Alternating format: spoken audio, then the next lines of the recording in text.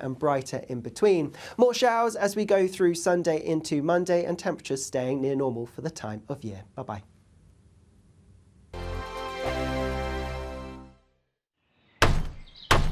Who is it? We're here for the show. More energy this time! Welcome to the Dinosaur Hour. I was married to a therapist. And you survived? I thought we were getting Hugh Laurie. Second best. You interviewed Saddam Hussein. What's that like? I was terrified. I'm playing strip poker with these three. Oh! No, thank you. My CDs need to be put in alphabetical order. Are you going to be problematic again? The Dinosaur Hour. Sundays at 9 on GBNews. What you get for breakfast is something that, if we do our jobs right, you will wake up to news that you didn't know the night before. It's a conversation. It's not just me and Eamon. We want to get to know you, and we want you to get to know us. From 6, it's Breakfast with Eamon and Isabel. Monday to Thursdays on GBNews. Britain's news channel. People in Britain, they love free speech, but they also love fair play. I don't care if I'm speaking somebody from a trade union, from the Labour Party, somebody from the SNP. And I think the viewers like to see that actually we can challenge one another, but in a positive way. We think we ask the questions that people want to ask, and often we ask the questions that we wanted to ask in Parliament but never got the chance to ask. So join us every Saturday, 10 a.m. till noon on GB News, Britain's news channel. Nightmare commute. Kick it up a gear with me, Patrick Christie's, at drive time, 3 till 6 p.m, Monday to Friday on GB News Radio. You can listen online and on DAB+, on the smart speaker app, and on the GB News app. And if you've got an Alexa, all you have to say is, Alexa, play GB News. We're also on TuneIn and the Radio Player apps. From the school run to rush hour, get revved up with me, Patrick Christie's, on GB News and GB News Radio. Tired of the usual focus-tested, pre-prepared Westminster runaround? Well, so am I. So you want higher taxes? Is your department to blame for this? Are you rethinking this policy? Every Sunday at 9:30, I'll be sitting down with those in power to get the truth about the issues affecting you. Let's be honest, we've known about the cost pressures of this project for years, not months. That's the Camilla Tominey Show, a politics show with personality. On GB News, the People's Channel, Britain's news channel. Join us every night on GB News at 11 p.m. for Headliners, which is 3 top comedians going through the next day's news stories, which is exactly what you need, because when the establishment has gone crazy, you need some craziness to make sense of it. Headliners. You don't have to bother reading the newspaper. We've got it covered for you. Every night at 11 p.m. and repeated every morning at 5 a.m. We won't send you to sleep like some of the other paper review shows out there. So join us 11 p.m. every night on GB News. The People's Channel, Britain's news channel.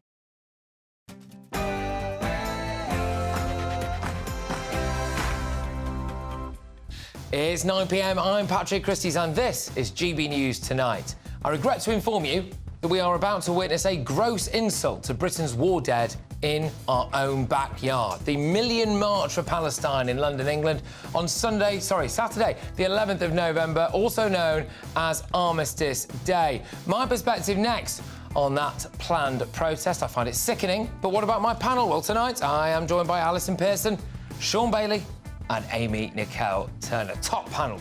Now, Keir Starmer has been slammed for his tone-deaf video all about Islamophobia Awareness Month, and to make matters worse, he now stands accused of taking his poppy off to film it. So, do you believe the Labour Party is actually proud to be British? Ex-Labour MP Simon Danchuk takes on one of his own, former party aide Stella Chantikido, and that's in The Clash. Plus, this is not just a Christmas ad, it's a woke Christmas ad. But I won't do that. No, I won't do that. Well, it turns out they will do that, because in a damning double whammy, M&S also apologised for burning Christmas hats that apparently looked a little bit like the Palestinian flag. We'll debate if they've brutally misjudged the national mood in the media buzz.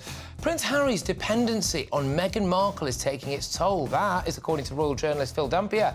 And Lady C gives her brutal assessment of the new series of The Crown, which depicts Princess Diana as pregnant when she died.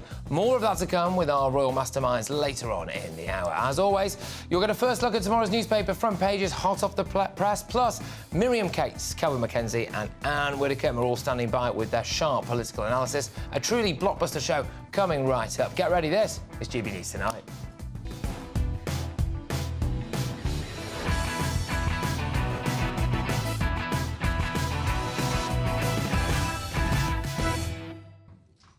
My perspective on the disgraceful plans for pro-Palestine protests on Remembrance weekend coming right up. But first, it's the news with Tatiana Sanchez.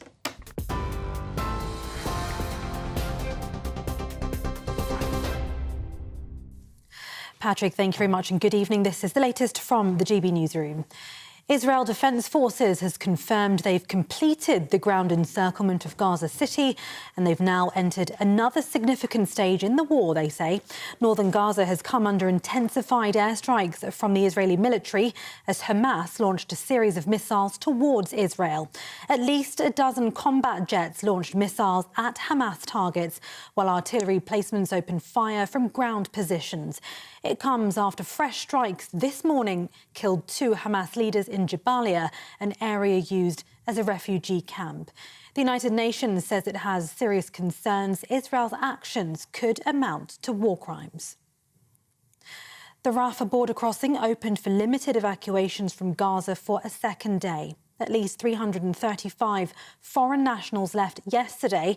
Dozens of these severely injured were also taken for treatment in Egypt following an internationally brokered deal. It's understood around 7,500 foreigners will leave Gaza over the next 2 weeks.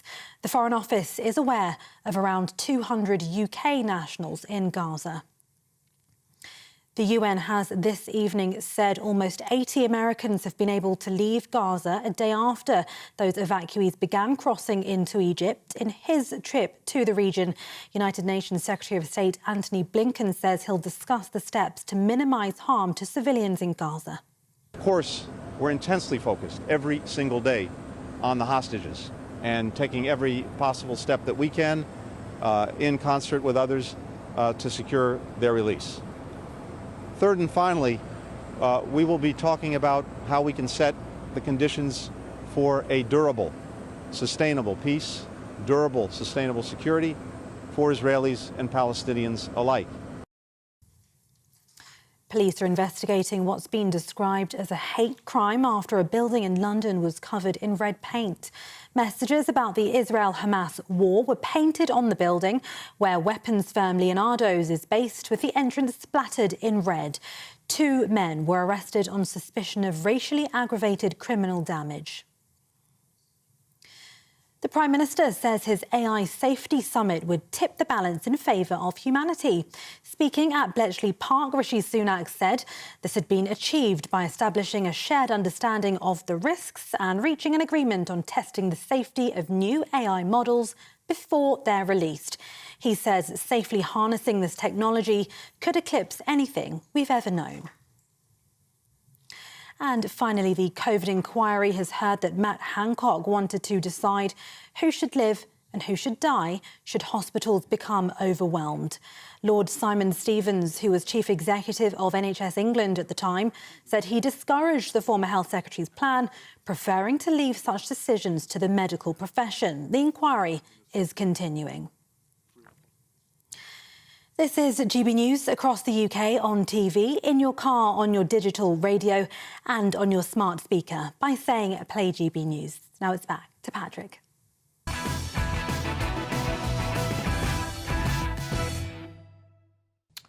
Well, it looks like it's actually happening, doesn't it? Plans are afoot for a 1 million-person pro-Palestine march on Armistice Day.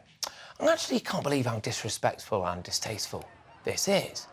I think if people felt truly British, there is no way on earth they would organise marches over Remembrance weekend. No way at all. One of the organisers has rallied protesters to make the 11th of November National March even bigger than the 500,000 that paraded through London last weekend. One of the groups behind it wants to do things like boycott Israel, boycott Coca-Cola, boycott Puma. In case you didn't guess it, it has another aim: The right to boycott. Yes, that's right. Boycott HP, the technology company, not the source, as far as I can tell. Their catchiest one yet, I think, for me, was Pret-a-Apartheid. Apparently, Pret-a-Manger wants to open in Israel, and they must be stopped. To be honest, I'm surprised the pro-Palestine lot don't want Israelis to be inflicted with a Pret on every corner, charging £10 for a bang average sandwich. Look, I support the right to protest. I support the right to have voices heard, and I understand that people feel incredibly strongly about what's going on between Israel and Hamas and the plight of people on both sides of that conflict. Can't they have a weekend off? Isn't that common decency? To remember the people who fought and died for their right to be able to have these kinds of demonstrations. I think this is a visible sign that some people must not feel proud to be British. If they truly felt pride in our country, there's no way they'd have a demonstration. I don't think that anybody who felt truly British would spend the Remembrance weekend surrounding the cenotaph, climbing on statues, letting off flares and chanting from the river to the sea, all being associated with anyone or any event that will inevitably lead to that. Armistice Day and Remembrance Sunday are key dates in the British national calendar. They are not to be messed with. I thought surely some people helping to organise this 1 million person march on Armistice Day just haven't thought it through, OK? Maybe that's the excuse. They just haven't thought it through. Surely, if it's actually pointed out to them that it might be offensive to do it on Remembrance Weekend, they would come to their senses. We actually put a call into one of the people involved in the march and asked for their response to concerns that they were hosting it on that particular weekend. They just quipped, "Are you not concerned a genocide is taking place? People are being killed and you're worried about some flags over the cenotaph." We explained to the chap that the cenotaph and Remembrance Weekend is dear to the hearts of British people, a national day of mourning, of remembrance for our war heroes. But the sentiment seemed to be lost on him. Pressed again on why they chose Remembrance Weekend and whether they would pay respects to our war heroes for the minute's silence, the man huffed and puffed before demanding that we don't call him again, and then he hung up. Yeah, OK. Our brave military veterans were on the right side of history. They've done more for this world and this country than most people who've ever lived. These protesters, in my view, will be on the wrong side of history if they march on that weekend. And in my view, they undermine our military heroes' sacrifice. But let's get the thoughts of my panel. I've got Daily Telegraph columnist Alison Pearson. I've got Conservative peer Lord Sean Bailey. And I've got author and broadcaster Amy Nicole-Turner. Massively emotive issue, this, and a very, very complex one. And I'm not going to try to make it out like it isn't. But, Alison, I do think that if people truly felt British, there is no way in hell that they will be marching on Remembrance Weekend. Well, they don't feel British, do they, Patrick? And that's the huge problem. I mean, I'm really worried about it. I think this is a potential tinderbox. You would have in London on the Armistice weekend, not this weekend, the weekend after, you would have the most patriotic people in the country. That's serving members of our armed services, veterans who come to London for that very, very sacred weekend in the calendar, incredibly solemn moments at the cenotaph. And then you'd have people, many of whom don't like this country at all. So the stage is set for something potentially violent. And we've seen police in the last few weekends not really policing, seeing police being mocked by the demonstrators. I don't know if you saw, one policeman was trying to coax a guy down off a monument, and the guy came down and the policeman said, if you do that again, and all the crowd said, yeah, what are you going to do about it? To a member of the police force. So this is a very, very worrying situation. And what we are seeing is the appeasement of these people. We mustn't exacerbate community tensions, Patrick. But this is the point, though, because it is exacerbating community tensions, and there is only so much that certain people will take. And that is a sacred weekend in the British national calendar. And to see that disrupted by people, I think, actually has a massive potential to kick off. Lord Sean Bailey, you're a politician. How on earth can somebody organise protests and demonstrations in the capital city on that weekend? Does it need political approval? Does it need approval from the police? I don't know. I want to be very clear about this. This demonstration should be allowed to go ahead, but it shouldn't be allowed to go anywhere near the cenotaph. They've said it won't. But the point was, the intention was to do that. No. And this decision actually shouldn't have lied with the police, because the police's problem is they have to allow the demonstration because it's legal. If it's legal, the police have to let it happen. But it going in front of the cenotaph actually should have been the decision of a politician to stop it. If you look at how Germany's reacted, France has reacted, they've said, actually, we will only take so much. And I tell you why this is important. If you really support the Palestinians and you want the rest of Britain to join you, you cannot do these actions. It will not endear you to people who are sitting on the fence. It will put the country somewhere else. And the most important thing, our veterans fought to make this possible. The kind of action they want to take now is almost impossible anywhere else in the world because their veterans didn't ask for the same kind of outcome. Amy, I put it to you, the only reason it's allowed to happen in this country is because we don't get the tear gas out like the French.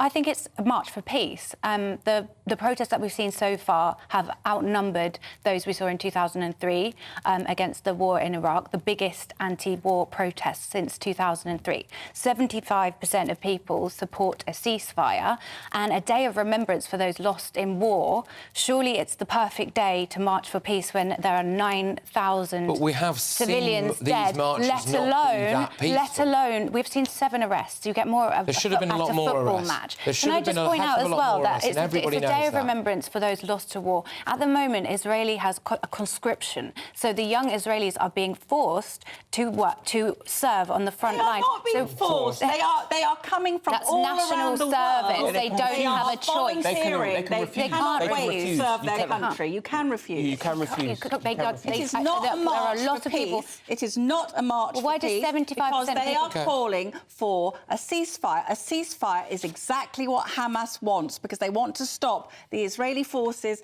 coming in and destroying their hellish control they have over Amy, over would you Gaza. support these protests and these demonstrations and their right to do it if they don't observe the minute's silence and they ruin that? There is no sign that they're going to do it bang on 11 a.m. And also, you need to remember that this is a day when there are hundreds of firework displays going on in the evening of Saturday, November the 11th, which no one seems to have a problem with. Plenty of other events are happening on November the 11th. Why are you frowning at me? Because I've never been to a firework display where there's been chances from the river to the sea. Exactly. The point is this. This is a significant, arguably the single most significant thing in modern British history, this celebration or Remembrance Day, right? To have something else from international politics intervene in that is wrong for this country. And I asked the question, if it was in Palestine, would they allow the British to do the same thing? Can I also just say where some of these people are being bussed in from, OK? So, Leicester, fine. Batley. Now, we all remember Batley, I think, don't we? It was the scene of Batley Grammar School where a teacher there allegedly showed a child a picture of the Prophet Muhammad. That individual, due to riots and protests outside of that school, by as far as I could tell, a load of young men who really should have been at work, and threats to behead him, has gone into police protection and had to get a new identity along with his entire family. Alison, there are concerns, I think, if you bus people in from that area on that day, that it probably isn't going to be that peaceful.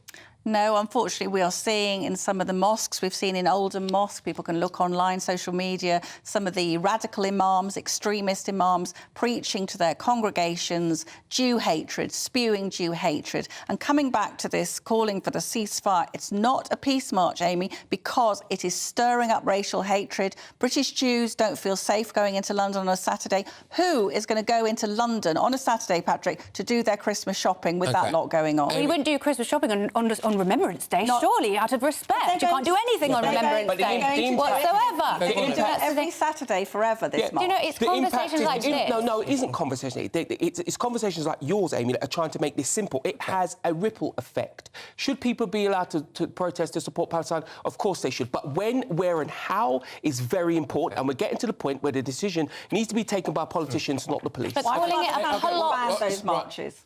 Now, Amy, every single weekend for the last 3-4 weeks, whatever, we've seen these things. And we're going to see them again. This war is not stopping anytime soon. Unfortunately, it's not stopping anytime soon. So there will be ample opportunity for additional protests and demonstrations going forward. Do you think that the potential for, on the Saturday and the Sunday, a remembrance service, a memorial service, where we honour people who died fighting the Nazis, just one of the group of people that we honour, died fighting the Nazis who want to exterminate the Jews. If you could imagine hearing things like "I fully support Hamas" or anti-Semitism, which we have seen shouted out over the top of that ceremony, can't we just say, look, for this week, we're not going to have that? I feel you're misrepresenting how those marches have gone to date. They've been incredibly peaceful. Yes. I have so many friends that have have told me what actually went on there. James Schneider, who comes on this show, has reported and he's what not it got was any skin like in the there. game, has he? Let's be honest, no. So the way you're putting it forward is that there's something to fear. There is. Right? There is. People are afraid. There are kids at these protests. There are no Jews. Can I just say, I actually fear that. Because I fear the fact that there are kids at these protests. And I'll tell you why. I saw a person who could have been no older than 5 or 6 years old with a megaphone chanting some stuff, and then 3, 4, 5, Israel is a terror state, 5, 6, 7, 8, Israel is a terror state. Well, the parents all just laughed along with it.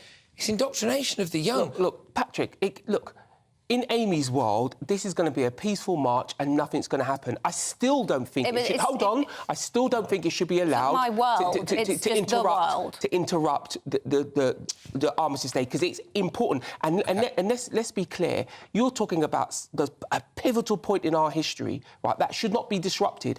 And Amy and nobody else can control who will arrive at that event and use that moment to disrupt that celebration, that support for our nation, and then that will have a repercussion. So the police and politicians need to err on the side of caution. What do you think, Amy, out of interest, that the people who fought and died for this country, or who had their legs blown off in Afghanistan or Iraq, would think if they could see people walking through the streets of London and the potential for the old chance of, jihad and Muslim armies and things like that? I mean, what do you think they would think of? Well, because this day is about them, right? It's for their remembrance.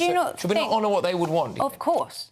But would you not think that people involved on the front line of those types of conflicts would call for peace over anything else? There is such a big Free Palestine movement within the US veterans community. I'm sure we have a lot. If we look at the statistics, 75% of people are sympathetic to a ceasefire now. A lot of those people will be veterans. Surely the last people who are going to want to promote more war are those who have been directly affected by it. Those people are not campaigning for peace. It is naked anti-Semitism. From London to Gaza, intifada. We know what intifada means, Amy. We know what jihad means, Amy. These are words of violence, and I bet you these marches will be banned by Christmas. Yeah. Because there will be violence, I don't see how we can ban them. They banned them in the continent. I know, but they have a very different usual style of policing on the continent. We see it all the time. I mean, anyone who's ever been to Spain will know the way that they police over there is very differently. France as well. I think, actually, on account of the amount of strikes and riots that they tend to have in Paris, they're well practised when it comes to... Spain have just called for a ceasefire. Yeah, but it's not about a ceasefire. These marches are happening in every European country. This isn't about a ceasefire. This is about interrupting a remembrance of a war that killed somewhere between 35 million and 60 million people. That should take precedence. Look, I hope, in an ideal world, we get a situation where people can behave freely and demonstrate peacefully and that everything's absolutely fine, that we have no issues. But I think that everybody has a right to be deeply concerned about, I think, the inevitability that is a problem with all of this and the fundamental disrespect. I cannot believe that if anyone felt truly British or had any respect for this country, they would go and choose to march on those 2 days. But still to come, should the home of cricket get a woke makeover and rename the Warner Stand due to the family's links to slavery? Former Tory Minister Anne Widdecombe will shortly step in as umpire for that, and her decision will be final. But up next in The Clash, as Sir Keir Starmer is accused of removing his poppy for a video about Islamophobia Awareness Month, do you believe that the Labour Party is proud to be British? Ex-Labour MP Simon Danchuk takes on one of his own former party aide, Stella Chantikido. All that coming your way in just a second.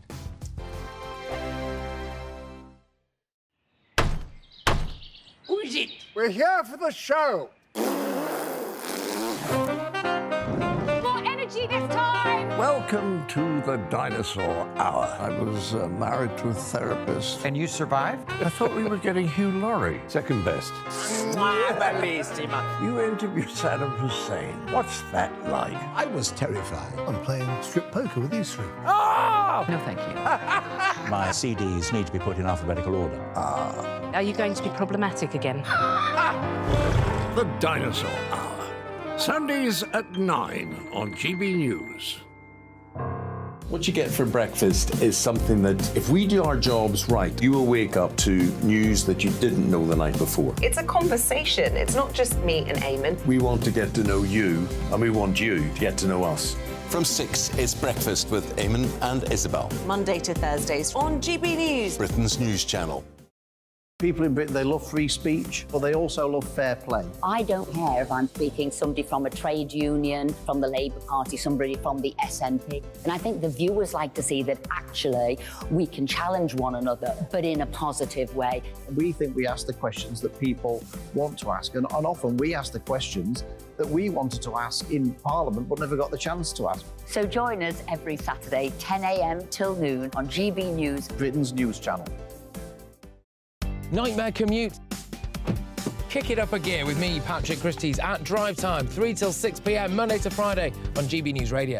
You can listen online and on DAB+, on the smart speaker app and on the GB News app.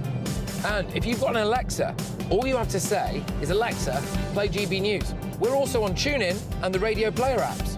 From the school run to rush hour, get revved up with me, Patrick Christie's, on GB News and GB News Radio. Tired of the usual focus-tested, pre-prepared Westminster runaround? Well, so am I. So you want higher taxes? Is your department to blame for this? Are you rethinking this policy? Every Sunday at 9:30, I'll be sitting down with those in power to get the truth about the issues affecting you. Let's be honest, we've known about the cost pressures of this project for years, not months. That's the Camilla Tominey Show, a politics show with personality. On GB News, the People's Channel, Britain's news channel. Now then, Lee Anderson here. Join me on GB News on my show, The Real World, every Friday at 7 p.m. I'm not eating bloody cat. Are you Delicious. mental? Put your mouth. OK, here comes a train. Reminds me of the scene in Singing in the Rain. Adam, is that a good one? Whoa! Join me at 7 on GB News, Britain's news channel. When the news happens, it happens here. And really important breaking news. Breaking news this morning. On TV, radio and online, the news starts here on Britain's Newsroom. All the biggest stories and the answers that you need from across the UK and beyond. Join Britain's Newsroom from 9:30 on GB News. The People's Channel, Britain's news channel. GB News, unlike other broadcasters, isn't obsessed with the London-Westminster bubble. We think there's a nation beyond the M25, and that's why we talk about the issues that matter across the land. Join me on State of the Nation, 8 to 9 o'clock, Monday to Thursday, on GB News. Daisy's listening, and you should too.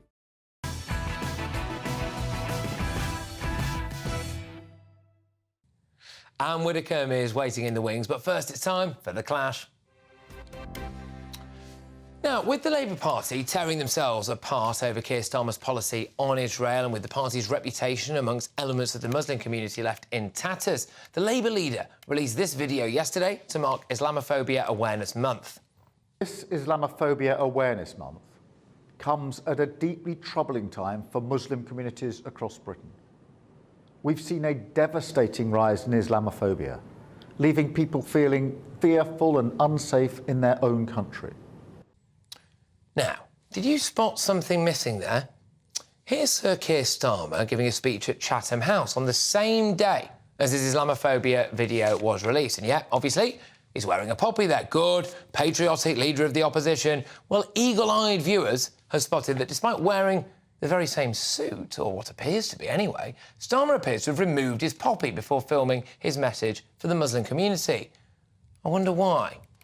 Now, we contacted the Labour press office today to get some answers, but unfortunately, they refused to provide an official response. So tonight, I'm asking, do you believe the Labour Party is proud to be British? Let me know your thoughts. Email me, gbviews@gbnews.com. Tweet me at GBNews. And while you're there, make sure you vote in our poll. I'll bring you the results very shortly. But to debate this now, I'm joined by former Labour MP Simon Danchuk and the former Labour aide. We've got Stella Chantikido. So thank you very much, both of you. Right, Simon, I'll start with you. Do you think that the Labour Party is proud to be British?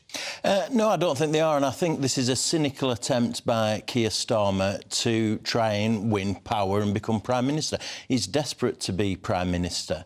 and he's desperately ditching his principles and patriotism in an attempt to become Prime Minister, and I think it's really unfortunate. I'm very disappointed in his approach, to be honest. So what about you? Do you think he's proud to be British? Do you think the Labour Party is? Very interesting that you say that. Actually, I have my Labour Party membership card with me right here. And funny, look at that, Patrick. It has the British flag on it. Now tell me, does that sound to you like a party that is not proud to be British? And I say that as an immigrant. I'm an immigrant. I've been in this country for 11 years.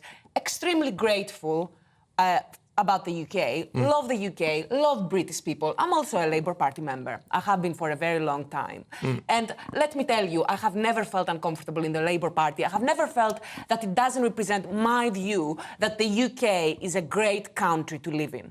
OK, but the simple fact is that Keir there, making that video, was speaking to the Muslim electorate. He was talking about Islamophobia, and he was talking to the Muslim electorate, and he and his team calculated that he would be better off not wearing the poppy.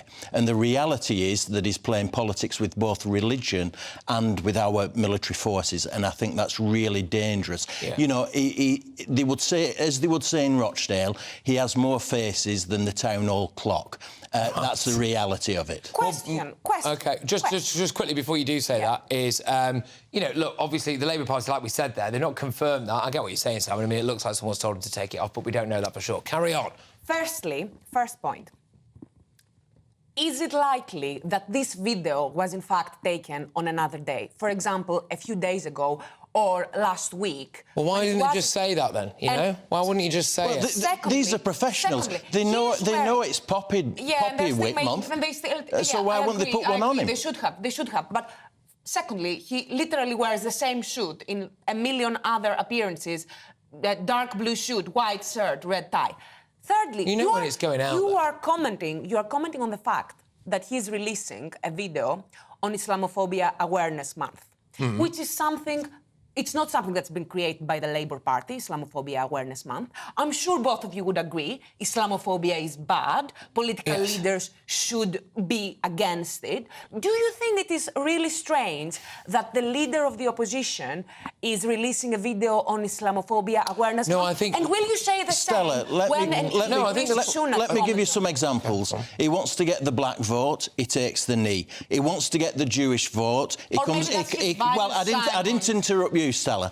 He wants to get the black vote, he takes the knee. He wants to get the Jewish vote, he comes out strongly in favour of Israel. He wants to get the working class vote, he starts talking about caring about the cost of living crisis. The reality is he will do anything to get elected, and he's beginning to look desperate. Why wouldn't you just put a poppy on?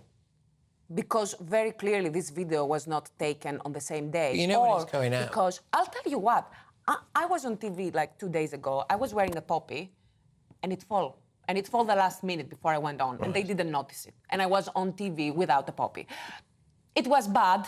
I didn't particularly like that, but it just happens. It's just a thing. And he doesn't want to upset Muslim voters because a proportion of Muslim voters are not enthusiastic about the British military, particularly since Iraq. Do you think that's what? Because I do wonder, Stella, I honestly do wonder, Stella, whether or not that actually was a very clumsy way of Keir Starmer confirming that, you know, because was that him actually confirming that, oh, gosh, we're worried that we don't think some elements of the Muslim community are in favour of Britain's military history, and therefore we're not going to rile them up with a poppy. Has he confirmed that? My question is, if you're saying, as Simon is saying, that Keir Starmer is so desperate to win, and the accusation he's getting time and time again from the media is, from the right-wing media, I should add, is that you are not patriotic enough, the Labour Party is not patriotic enough, all of that. And you're saying, oh, he's doing all of this manoeuvring just for PR purposes. In that case, don't you think he would be desperate to make sure to wear a poppy in every single... There's no doubt about it that he's been manoeuvring. He's gone from supporting Jeremy Corbyn, a very left-wing leader, and defending him in terms of anti-Semitism, to where he is now. So there's no doubt about it, Stella, that he's manoeuvring in a desperate attempt to get elected. One thing I will say is that the Labour Party have been keener than they have been for a number of years to have the union flag behind them, shadow ministers, when they're doing a lot of media, actually. So I suppose they have moved in the right direction. Oh, absolutely, they're on a journey, aren't they? They're on a journey from waving the Palestinian flag at Labour Party conference to waving the British flag. This video wasn't aimed at the British electorate as a whole, it was aimed at the Muslim electorate. And for that reason, he chose not to wear a poppy on a week when he should be wearing a poppy. And I have to say, I think it's disgraceful. Patrick, I'm a Labour Party member. I'm an immigrant, and I'm also very patriotic about the UK. I'm really sorry. If people like Simon want to pretend that people like me don't exist, well, you are wrong. We exist, and we vote for the Labour Party. I'm not pretending you don't exist, Stella. What I do think is that people like you don't do Labour any favours. You try and impose your middle-class worldview on hard-working families and tell them they should vote Labour because it's for their benefit. What is exactly the view that I'm trying to impose on working-class families? Well, you're trying to defend Keir Starmer's position. Why don't you just come out and admit he should have been wearing a poppy? Yeah, he should have been wearing a poppy. It's probably an innocent mistake. No, well, if it was an innocent mistake, his press team would have said that by now. Wouldn't they? The reason why his press team obviously very rightly did not respond is because this is a ridiculous story that's manipulated to fit a narrative. It's not a ridiculous story. The electorate are talking about it. Can I just say, Stella, I do appreciate you putting that side of it. This story would not exist if the Labour Party had just come out and said it was an honest mistake. We wouldn't be talking about it. I'm not sure about that. I'm not sure about that. We wouldn't have a lot to say, would we? Ultimately, we'd have had to have a debate, and I'd have then had to read out a comment and go, the Labour Party has said that Keir Starmer was popping for 5 minutes before As it went on someone air. who's worked for Labour MPs and who knows the Labour Party from the inside, I seriously doubt. I cannot imagine a scenario where a Labour Party aide would be removing the poppy from the Labour leader. I imagine a scenario where Labour Party aides have stashes of poppies for MPs who forgot them. Look, both of you, it's called The Clash. That was a proper clash. Thank you. Great stuff. I really enjoyed that. That is, of course, former Labour MP Simon Dancho and the former Labour aide Stella Chantikido. So there we go. Right, who do you agree with, though? Sir Keir Starmer is accused of removing his poppy, for a video about Islamophobia Awareness Month. Do you believe the Labour Party is proud to be British? So let's go to social media first. Ed on Twitter says, not wearing a poppy is one of the most anti-British things you can do. Not a good look for Labour, especially when Starmer was trying to appease those who clearly dislike Britain. Tracy on Twitter says, so disrespectful. You shouldn't be allowed to take part in Remembrance Sunday now. Oh, well, I mean, that's cancel culture. We'll let Jeremy Corbyn take part in it, for goodness sake. I do appreciate your sentiments, though, Tracy. Now, Michael on Twitter says, are you talking about the Labour Party that started the NHS and the Open University? Interesting points, this, Michael. We have so much to be proud of because of the Labour Party. All right, there you go. So, your verdict is in. 8% of you agree that the Labour Party is proud to be British. Gosh, I must say, even by the standards of some of the polls that we try out on this show, right? I mean, this is quite extreme. 92% of you said that they are not proud to be British. Well, there we go. Now, look, coming up, after an Iraqi illegal migrant tried to cheat his way into the UK by saying he was a professional footballer with a bounty on his head, why did it take 4 years and not 4 minutes of extra time to work out that this guy was a con artist? The legend of Fleet Street, Kelvin McKenzie, goes in two-footed on the Home Office. That's coming your way shortly. And the famous Warner stand at Lord's is in danger of being renamed because Sir Pelham Warner's family owned a slavery plantation 70 years before he was born. So as the home of cricket lost its marbles. Former Tory Minister Anne Widdecombe calls on the sport to get some balls. And that's next. In a world of dull and predictable radio and TV shows. Oh, hi. On Mark Dolan tonight, we've got big guests. We drill into the big stories of the day. The show adds up to a brilliant listening and viewing experience. Mark Dolan Tonight is the most entertaining current affairs show ever, and that's a fact. Join me, Mark Dolan, Fridays and Saturdays from 9, Sundays from 10. Only on GB News, the People's Channel, Britain's news channel. There's only 3 people you can trust in life. Your doctor, your lawyer, and your nana. I'm not sure. So join me, Nana Aquare, at 3 p.m. every Saturday and Sunday, where we discuss the biggest topics of the weekend. Be ready for battle. Could you be quiet? What is this? It's on your teeth. It's on your teeth. I don't bite. Well, not without a good reason. Always honest, always fun. Every weekend at 3 p.m. on GB News, the People's Channel, Britain's news channel. So Jubes & Co, we tackle the issues of the day with real, robust debate, both sides of the fence, battling it out with me in the middle with my forthright opinions and views. And often really interesting things happen because you start with a position and then by the end of the debate you find actually, well, I might not have thought about that one. What we need in this country is 2 new political parties. You should maybe think about doing a 2024 calendar. I'm Michelle Dewberry and I'm keeping you company right through until 7 o'clock this evening. GB News, the People's Channel, Britain's watching. Join us every night on GB News at 11 p.m. for Headliners, which is 3 top comedians going through the next day's news stories, which is exactly what you need, because when the establishment has gone crazy, you need some craziness to make sense of it. Headliners. You don't have to bother reading the newspaper. We've got it covered for you. Every night at 11 p.m. and repeated every morning at 5 a.m. We won't send you to sleep like some of the other paper review shows out there. So join us 11 p.m. every night on GB News. The People's Channel, Britain's news channel. GB News, unlike other broadcasters, isn't obsessed with the London-Westminster bubble. We think there's a nation beyond the M25, and that's why we talk about the issues that matter across the land. Join me on State of the Nation, 8 to 9 o'clock, Monday to Thursday, on GB News. Daisy's listening, and you should too. Every Sunday from 11, join Michael Portillo. There will be topical discussion, looking at the week before and the week to come. So kick back and relax at 11 a.m. on Sundays on GB News with me, Michael Portillo. GB News, the People's Channel, Britain's news channel. I'm Andrew Doyle.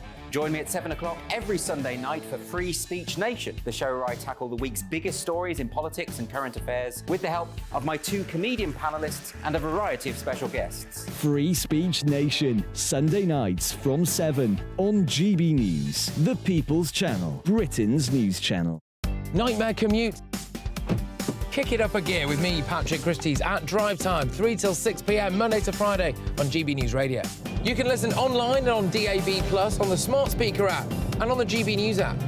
And if you've got an Alexa, all you have to say is, Alexa, play GB News. We're also on TuneIn and the Radio Player apps. From the school run to rush hour, get revved up with me, Patrick Christie's, on GB News and GB News Radio.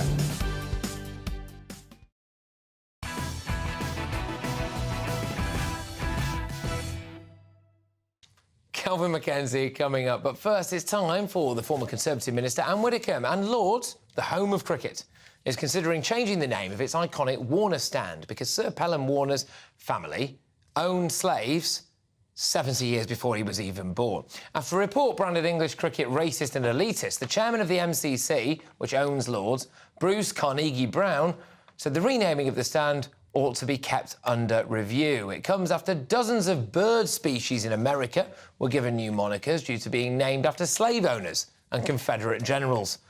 Well, Anne Widdecombe joins me now. Anne, thank you very much. Do we need to stop renaming things to protect people's feelings?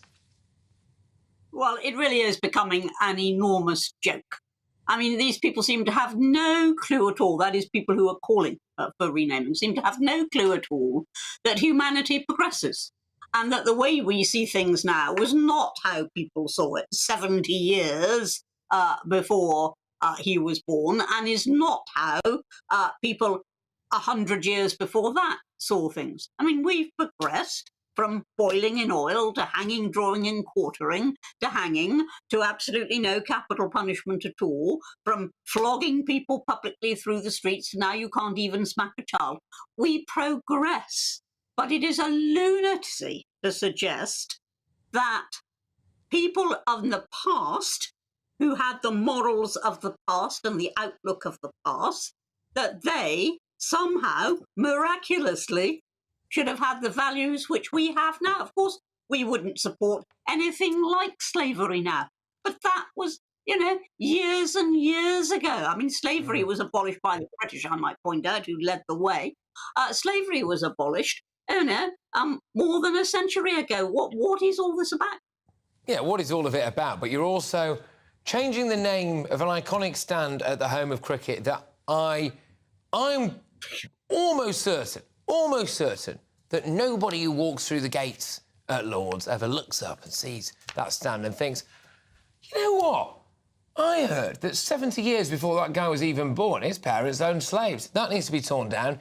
So the pressure, I don't think, is coming from anywhere. It's performative. Why are people giving in to this pressure? That's what I don't understand. I mean, I understand that there is pressure. I understand that there is a minority, and a pretty small minority of people, who think that you should hold people responsible for what happened decades before they were born, sometimes even centuries before they were born. I understand that there is that demand. But why does any sensible, logical person give in to it? And as for renaming birds, you know, most of us are hard put to name the birds in the first place. Never mind start worrying about, you know, the connotations that come with it.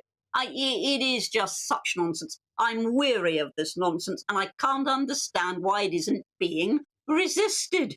I do wonder if the human endeavour, the collective manpower hours that go into thinking of things to be offended about, then performatively being offended by them, demanding change, then people coming up with change and going through a whole redesign process. If we could just put that into something more useful, we probably would have economic growth, actually. But moving on, Anne, moving on. Michael Gove has been railing against the cult of equality, diversity and inclusion hiring practices. But, as the Telegraph's Sam Ashworth-Hayes rightly points out, it's a monster of the Tories' own creation, who have overseen a big investment drive into the HR industry.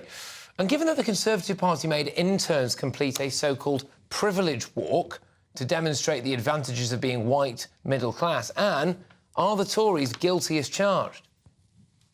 Oh, well, they're guilty, but so is Labour.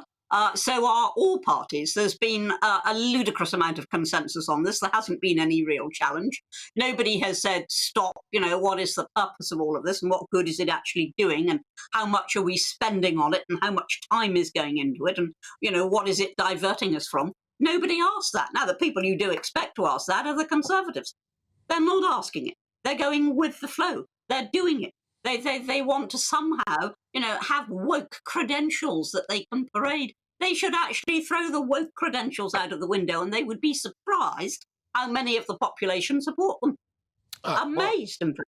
Well, most people would support it. I mean, an overwhelming majority would support it. I think the concern is that under the Conservative Party's watch, the stuff that they were supposed to conserve has not been conserved. And if we do end up with a Labour government, which, let's be honest, all of the polls appear to indicate, then how much further and how much more rapidly are they going to go? But, Anne, I've got time for just one more with you now, which is, we were talking about this a little bit earlier on, but I'm very keen to get your view, because sometimes you surprise me, actually, with your take on it. You're often not quite as bullish as I am, which is good. A national pro-Palestine march is set to take place in London on Saturday, the 11th of November. It's Armistice Day. Is this a new low, Anne? No march should take place in London on Armistice Day. We should all be focused entirely on what's happening at the Cenotaph. We should all be focused on remembering our current veterans and also those who died in 2 world wars and other theatres of war as well. That is what we should be remembering. Nothing should distract us from that. I have, you know, a lot of causes that I support, but I wouldn't be marching for them in London on Armistice Day. I just wouldn't do it. And those who do it obviously have no respect for what's happening at the Cenotaph. Yeah, this is it. I can't get around that. I cannot get around the idea that if you truly felt British, you truly felt invested in this country, if you truly understood it or wanted to or cared, you just wouldn't do it then. You just wouldn't do it then. But, Anne, look, thank you very much. Always an absolute pleasure. That's Anne Widdicombe there. Fantastic stuff. Now, coming up, the most pathetic apology of the year as M&S cave in to the idiotic mob who said that this Christmas ad looks like burning a Palestinian flag. One of my panel will defend the woke supermarket in another big debate very, very shortly. But next, an illegal Iraqi migrant has been given the boot after trying to con his way into the UK by saying he was a professional footballer. But given it took 4 years to show him the red card, is the Home Office even slower than VAR? Fleet Street icon Kelvin McKenzie is up next on another immigration own goal. Back soon.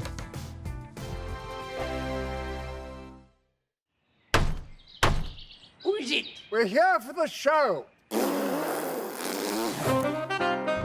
More energy this time! Welcome to the Dinosaur Hour. I was married to a therapist. And you survived? I thought we were getting Hugh Laurie. Second best.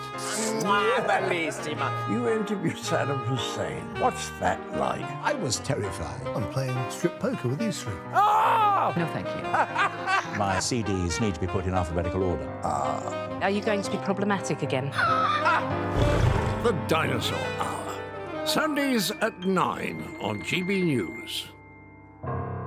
Tired of the usual focus-tested, pre-prepared Westminster runaround? Well, so am I. So you want higher taxes? Is your department to blame for this? Are you rethinking this policy? Every Sunday at 9:30, I'll be sitting down with those in power to get the truth about the issues affecting you. Let's be honest, we've known about the cost pressures of this project for years, not months. That's the Camilla Tominey Show, a politics show with personality. On GB News, the People's Channel, Britain's news channel.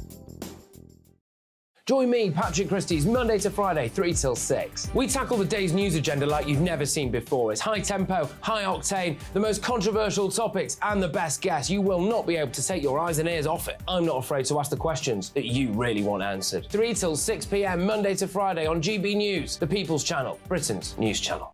Now then, Lee Anderson here. Join me on GB News on my show, The Real World, every Friday at 7 p.m. I'm not eating bloody cat. Are you Delicious. mental? Open your mouth. OK, here comes a train. Reminds me of the scene in Singing in the Rain. Adam, is that a good one? Whoa! Join me at 7 on GB News, Britain's news channel. I'm Andrew Doyle. Join me at 7 o'clock every Sunday night for Free Speech Nation, the show where I tackle the week's biggest stories in politics and current affairs with the help of my 2 comedian panellists and a variety of special guests. Free Speech Nation, Sunday nights from 7 on GB News, the People's Channel, Britain's news channel. GB News, unlike other broadcasters, isn't obsessed with the London-Westminster bubble. We think there's a nation beyond the M25, and that's why we talk about the issues that matter across the land. Join me on State of the Nation, 8 to 9 o'clock, Monday to Thursday, on GB News. Daisy's listening, and you should too. In a world of dull and predictable radio and TV shows, Oh, hi. On Mark Dolan tonight, we've got big guests. We drill into the big stories of the day. The show adds up to a brilliant listening and viewing experience. Mark Dolan Tonight is the most entertaining current affairs show ever, and that's a fact. Join me, Mark Dolan, Fridays and Saturdays from 9, Sundays from 10. Only on GB News, the People's Channel, Britain's news channel.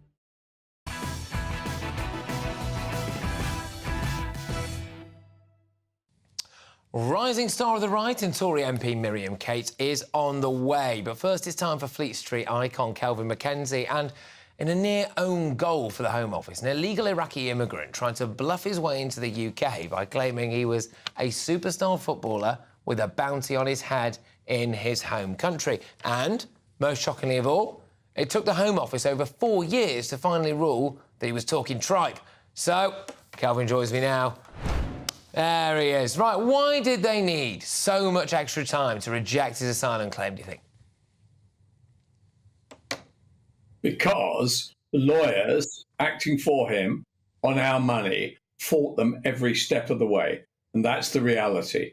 And the truth about the matter is, we knew right from the start, a junior reporter could literally check the background of this guy and check it against Iraqi players who played the game at national level, found out he wasn't the guy. It had taken about 7 seconds. But what doesn't take 7 seconds, because the lawyers make so much money, is that they then fight them through the courts. Why are we doing this? Why don't we just take them on? Why don't we simply say, you're allowed 2 shots and then that's it? And by the way, we know you're lying your head off. I don't even know why we're bothering with this conversation. Kelvin, the solution could have been what you've just said there. If he's pretending to be a footballer, give him 2 shots at an open goal. If he misses both of them, he's a liar, isn't he? So you can get him straight out. Can you do 10 kick-ups? That'll be the way to go for it, wouldn't it? All right. Do you know the offside rule, mate? Can you name any of the class of '99 from Manchester United? These would have all been great. Forget the need for an interpreter. Forget the need for some kind of weird test to prove whether or not he may or may not be a member of the LGBTQ+ community. Can you do 10 kick-ups, mate? That would have been the solution. Well, that could be one solution and could be one worth running past the Supreme Court. But I have my doubts about that. But I do think we should actually restrict the ability of the constant appeal, because the constant appeal is a money-making operation for the lawyers, right? They know, these guys know that in the end of the day, they're going to lose. So why don't we just bring the situation to a close earlier? Because it's, in the end of the day, it's our money. Legal aid is our money. How is it we are actually prepared to invest money in people who are lying their chump off and give them cash at the same time? It's preposterous. And the other issue is, will he ever go back to Iraq? Or will he end up as a Deliveroo driver in Weybridge? I guarantee you it'll be the second one. All right, now, the Home Office has said we do not routinely comment on individual cases. What was the point of that, then? It's the worst right of reply I've ever been presented with. Right, but look, Kelvin, I want to get you on this because I know you feel incredibly strongly about this. I'm gonna, see, look, we've not got long, so I'm gonna skip this one. I was gonna talk to you about slow police. This is a story that's worthwhile doing, right? Okay, but I'm gonna skip it. Sorry, production team out there. I've decided to skip that because I want to get you on the M&S advert, right? I know that you feel strongly about this. So M&S have released an advert which we're going to be talking about shortly. It's all full of wokeism. They've then apologised for burning the Christmas colours, which is now the Palestinian flag. Kelvin, go on. You're angry. Right. The reason I'm angry, the Palestinian thing is a side issue. The main issue is that this is an ad, I think, made by Mother, right, the ad agency, the mother of all bugger-ups, in my view, right? What they've done is they've decided that actually Christmas hasn't got any love or warmth or anything. It's basically a selfish operation, and you, being the selfish ones, should simply embrace that.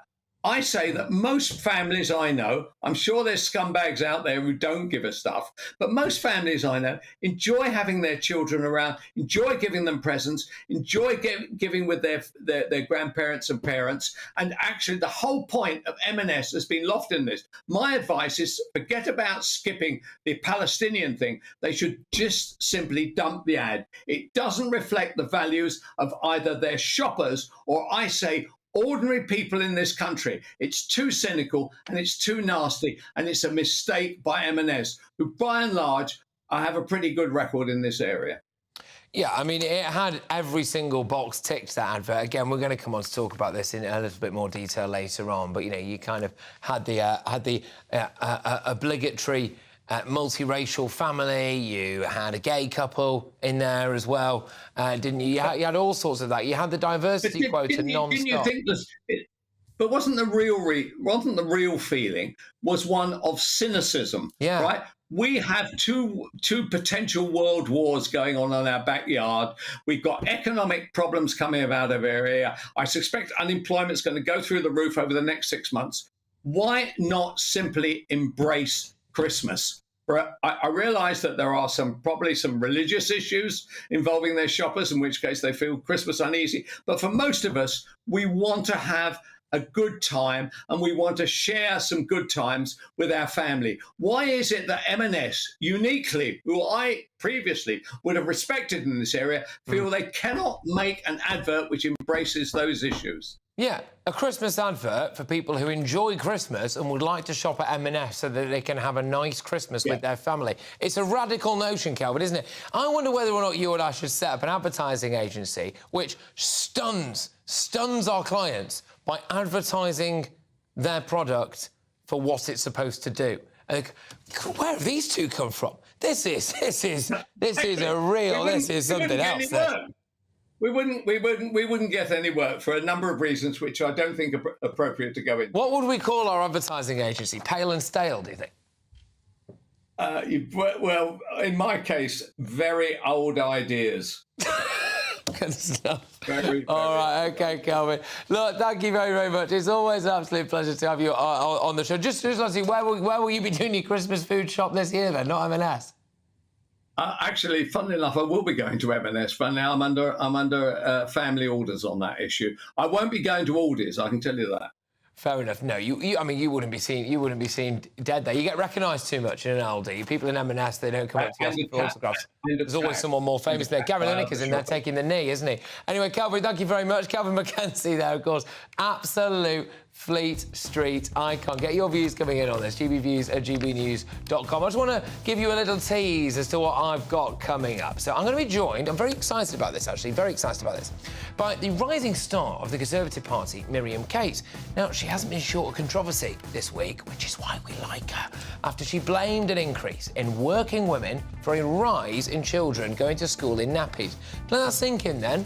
So blaming working women go to work, do their jobs, on a rise in children going to school in nappies. Oh, well, she's had a lot of pushback. Of course, we're going to see what she makes of that. I think she'll double down, don't you? And before the night is out, is Prince Harry's over-reliance on Meghan Markle's social circle taking its toll on the disillusioned Duke? All that to come, and much, much more with Lady Colin Campbell and Phil Dampier. Stay tuned.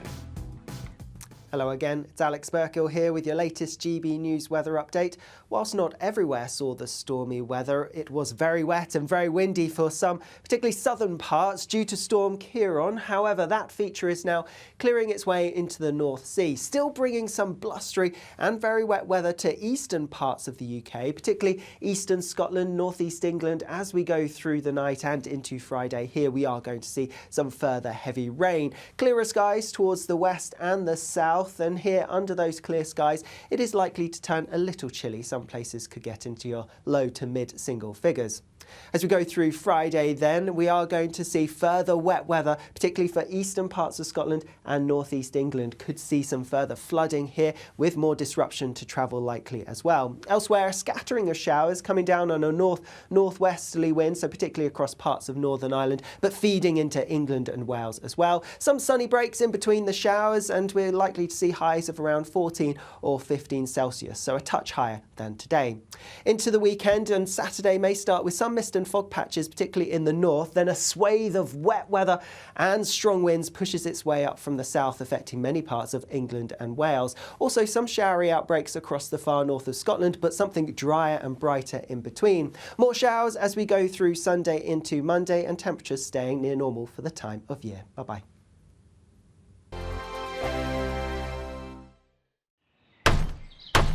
Who is it? We're here for the show.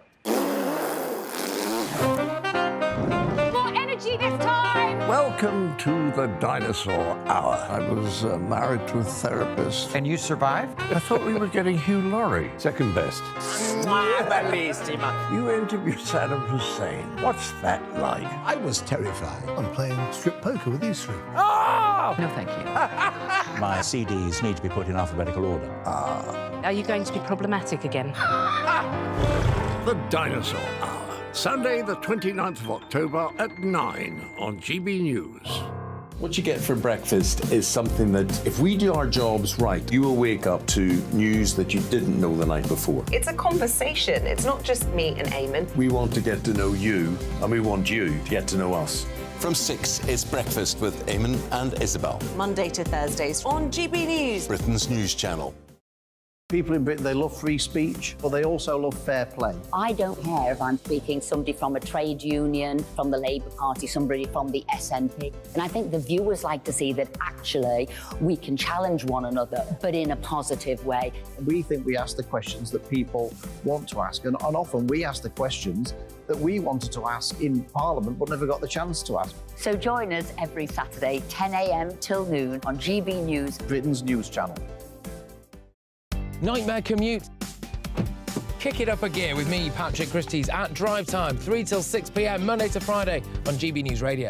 You can listen online and on DAB+, on the smart speaker app, and on the GB News app.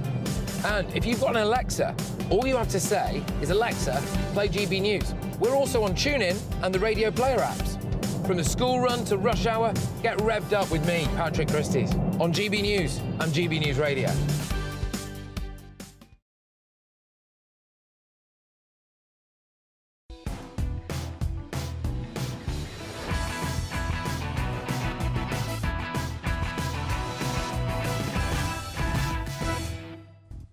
It's 10 p.m, I'm Patrick Christie's, and this is GB News Tonight. This isn't just Christmas. This is Marks and Spencer trampling all over Christmas. But I won't do that. No, I won't do that. Who Who gets paid to come up with this rubbish? M&S, one of Britain's biggest institutions, sparked fury today with the depressing Christmas advert, which encouraged people to selfishly do whatever the heck they liked with the festive season and say to hell with friends, family and tradition. And in a double whammy mea culpa, M&S also apologised for burning Christmas hats that look like the Palestinian flag. Can I just say they also look like the Welsh flag, the poppy, the Italian flag, Mexico, Hungary. Yeah, anyway. So, have they emphatically misjudged the public mood? And should they have apologised to the pro-Palestine mob? That's the big debate, and that's next with tonight's panel. And I'm joined by Alison Pearson, Lord Bailey and Amy Nicole Turner. None of them waved. Interesting, that. Also tonight, there we go. Also tonight, are career-focused mums to blame for a shocking rise in kids starting school in nappies? Top Conservative MP Miriam Cates thinks so, and her frank assessment has caused quite the explosion. In fact, it's kicked right off. The straight-talking Tory joins me shortly. Meanwhile, how many sick days have you pulled this year? Brits are taking record numbers of them, including for minor coughs and colds. So, are we now a nation of snowflake skivers? My fit and healthy panel weigh in on that very soon. Prince Harry's dependency on Meghan Markle is apparently taking its toll. That's according to our top in-the-know royal journalist, Phil Dampier. Lady C gives her brutal assessment of the new series of The Crown, which depicts Princess Diana as a ghost. But my question to her is it time to feel sorry for Prince Harry about the depictions of his mum? More on that. We're going to have our royal masterminds. They are uncancelled later. I will also crown the final Greatest Britain and Union Jackass of the week and have the first of tomorrow's newspaper front pages tonight. So if you want to be ahead of the game and ahead of your mates, you want to know what's in the news tomorrow morning, you need to stay tuned because I will tell you. It's a lively hour. This is GB News Tonight.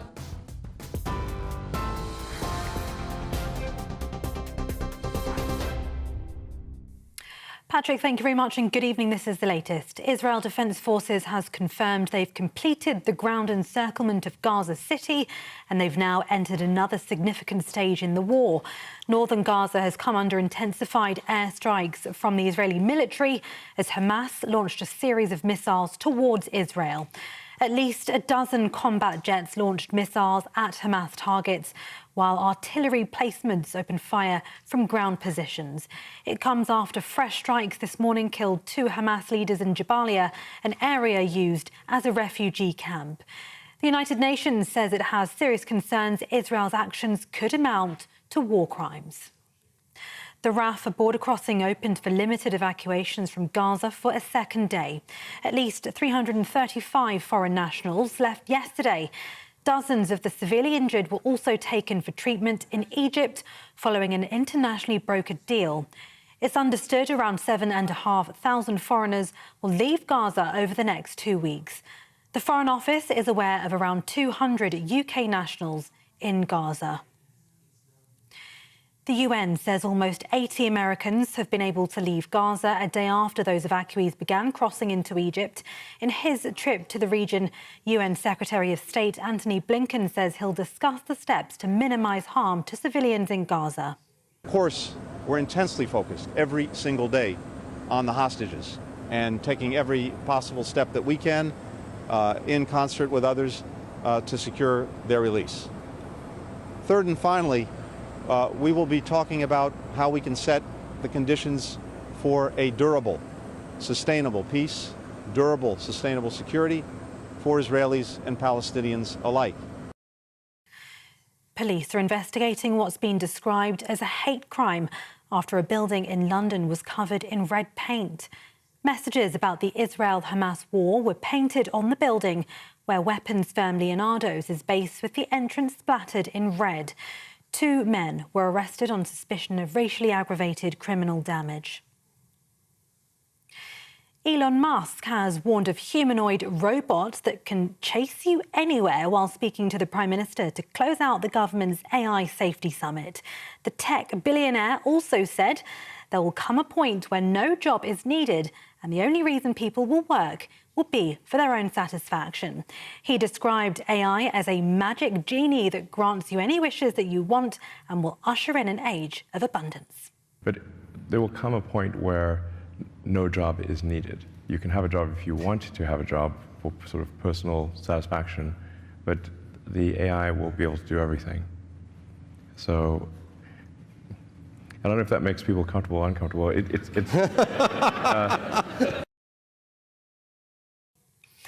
And the COVID inquiry has heard that Matt Hancock wanted to decide who should live and die should hospitals become overwhelmed. Lord Simon Stevens, who was chief executive of NHS England at the time, said he discouraged the former health secretary's plan, preferring to leave such decisions to the medical profession. The inquiry is continuing.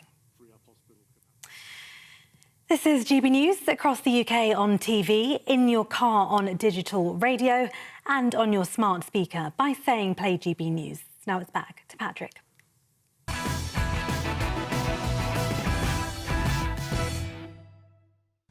Well, here we go. It's tomorrow's news tonight now in our media buzz. There's a good one. It's not this one. I'll tell you in a second. But let's kick off with the very first look at these papers, hot off the press, shall we? We are going in with the Metro. It's got Britain battered by a 100-mile-per-hour storm. The wrath of Kieran. Britain's taking a hammering. Apparently there's a record low pressure, 300-mile swirl of wind. Rain. It's caused widespread havoc. Gusts of up to 104 miles an hour. I interviewed a storm chaser earlier on. Actually, it's a certain type of person that goes out chasing storms, especially when that's not actually a job. In other news, though, we've got the Daily Star. This is a cracker. Now, I will explain to you in a second why I'm absolutely fuming about this headline. Free Woolly, they say. The Daily Star backs a daring hovercraft mission to save a sheep stuck at the bottom of a cliff for 2 years. An audacious hovercraft rescue mission is going to save Woolly.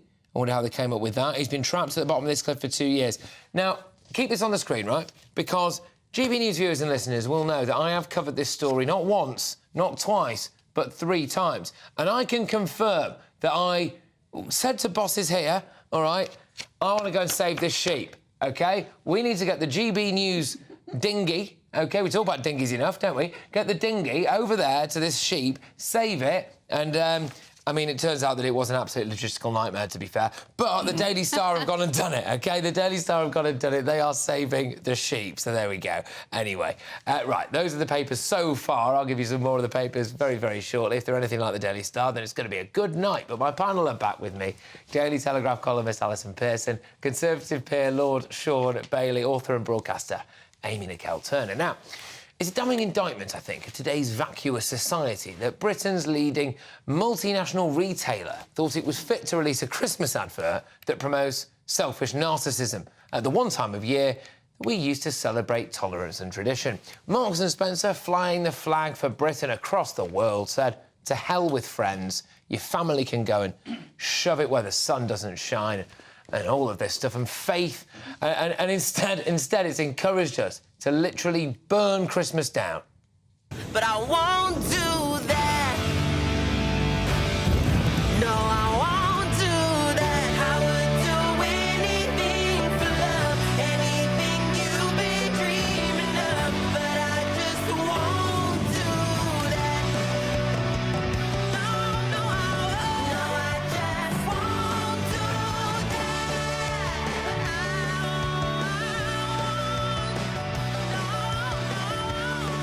This Christmas, do only what you love. It's absolutely nothing sacred anymore. I mean, it's bad enough that Christmas has been turned into a materialistic present-swapping pressure cooker that leaves us anxious and skint every single December. But I wonder how many people in this country could even recite the story of Jesus' birth these days. But now Marks and Sparks are leading the race to the bottom with its rallying cry for self-absorbed thoughtlessness that sticks the middle finger to the one day of the year when we should come together in conscious thanks and gratitude. Is this, as I fear, further proof of the final days of the West's crumbling empire? Not like me to be dramatic, is it?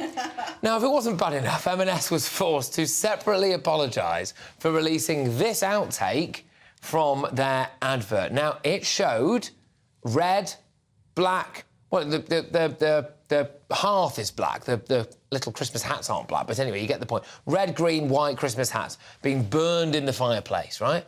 Well, they now have apologised to the pro-Palestine mob after being accused of deliberately staging it to look like a Palestine flag, which, why would they have done that. But despite the commercial being filmed in August, before the Middle East chaos all kicked off, they did also not call it Christmas, they called it Thismas, because, yeah, you know, who could possibly mention the word Christ? Be offensive, wouldn't it? Panel, has M&S really dropped the ball here, and why did they separately apologise to Palestinian supporters? Alison. I wrote a book about starting with a woman distressing shop-bought mince pies, Patrick, to look like they were homemade to take to a carol concert. The idea any mother in Britain, this Christmas, do only what you love. Yeah, right. I mean, you know, up till 3 a.m, wrapping the stocking fillers, you know. I'm not doing it this year. I won't do it this year. I promise you're doing it this year. That's the message. The message is don't make the mince pies. Give the Christmas. Sorry, no, that message Take the pressure people, off. Look, I like moaning about Christmas. All women like moaning about Christmas, but we love to do things to lay down memories for the children, to make a lovely Christmas. So this ad is absolutely, as Patrick says, it's absolutely peak ludicrous. It's anti-white, it's anti-straight, it's anti-Christian, it's anti-Christmas. It's a Christmas ad. It's a Christmas ad that hates Christmas. When did you last see a Christmas ad that showed an average British family round the telly, box of Quality Street, farting dog? That's Christmas. This looks like some luxury penthouse. Who lives in a house that looks like Amy, that? go on. I can't. I don't know what to say, really. Like, I don't know how you get so wound up about so little all the time. What's the problem?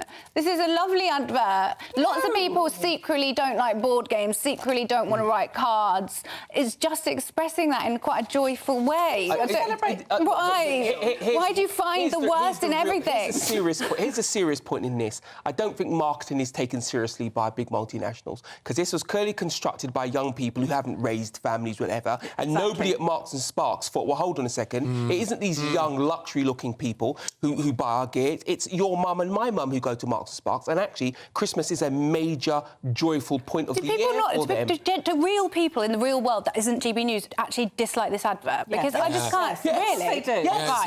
It's actually really gone down like a cup of coffee. I just can't see it. Christmas, look, there's a part of our lives that we all want to be slick and we'll be seeing the latest car and swanning around, but there's another part of our life that's actually about our slightly dysfunctional family at Christmas all getting together, reminding yourself why you don't continue to live with them. This advert ignores all of that. There's two parts to this, isn't there? The other part is this ridiculous apology, right, which speaks a lot to corporate culture in this country at the moment. And I think, clearly, that advert, as we've discussed, is trying to be as non-offensive as possible. You know, the whole diversity bingo has taken place in that advert. They've even removed Christmas, it's Thismas, and still they find themselves issuing a grovelling apology because the colours of Christmas, which is, loosely speaking, red, white and green, ended up in a hearth, and that's offended Palestinians. No, but it was a very unfortunate picture taken out of context, because this morning I went to get my hair cut and I showed the hairdresser the picture in isolation, didn't say anything. I said, what's this picture of?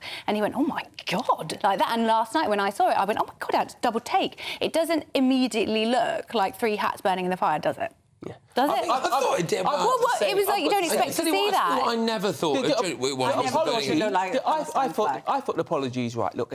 Err on the side of caution. Yeah, err on the side of caution. It looks like a Palestinian flag to certain people. It's no big deal. It's no big deal saying sorry. I might not think it looks like a flag, but they do. And Marks and Sparks want to back out of the politics, which is correct. But the real thing that Marks and Sparks should have thought about is who are our customers? Who are we trying to appeal to here? And somebody at Marks and Sparks needs to take charge of it. Because like I said before, it's not these radical, activists who shop in Marks and Sparks. It's your mum, my mum, and they need to appeal to them and not get anywhere near the politics. And the fact that they had to apologise won't matter. It's the advert that's offensive about Christmas that will be the problem. How about apologising to Christians not featuring any mention of Christmas or baby Jesus or anything? How about apologising to women who aren't swanning around in some sequin dress because they're sort of sweatily wrestling the turkey out of the oven? I mean, this is just not a Christmas advert, and we're getting more and more ludicrous every year, further and further away from, as Sean says, from the Christmas that most people have. The whole population is moving further and further away from this whole... Christmas. What percentage of people do you think actually visit church at Christmas on Christmas Day? Because I can't imagine it's over 10%. The 2 times in the year where churches are full, right, a Christmas and Easter. And the other thing as well, it's an intensely white thing to say that Christmas is unpopular. In the black community, not for instance, unpopular. hold on, in the black community, for instance, churches are bursting at the seams. So the fact that people don't go to dry, high church Christmas in an Anglican church doesn't reflect how much of the country behaves. And again, I go back to the fact Christmas is about Christ, and at Christmas time and Easter time, churches are full. OK. So they should have had some hymns, Amen, carols, brother. Amen, sister. But not religious just taking themed Christmas. sneery metropolitan view of Christmas. Let's have a glass of champagne. Let's go and burn the Christmas card. Can we just do Can we do a very quick sweepstake now? Right, what do you reckon the John Lewis advert's going to be? I don't know. They're desperately remaking it as we speak. Do you reckon they're like, right, come on, quick, get the Archbishop of Canterbury in. There's somebody running around now with their iPhone refilming it. Put that Santa costume on, sit down, give a present to Get a me a kid. big cross. Yeah. I want a nativity. I want one of those little wooden nativities. Not going to be filmed in the Middle East, is it? Go carol singing, Gary. Right, OK, right. We've got to remarkably, we've got to bring this to an end. Highbrow telly. OK, right, we're moving on, because, yes, M&S did apologise for any unintentional hurt caused, and that, I think, in light of what we've just said there, is important to say. Coming up, with sickly Brits taking a record number of days off work with minor complaints such as coughs and colds, have we become a nation of skivers?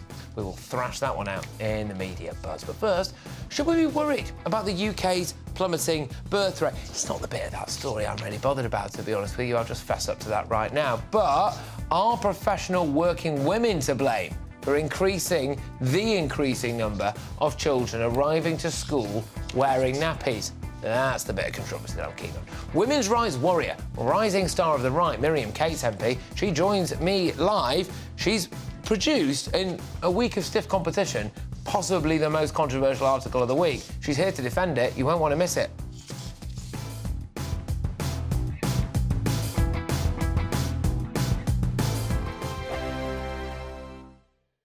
In a world of dull and predictable radio and TV shows.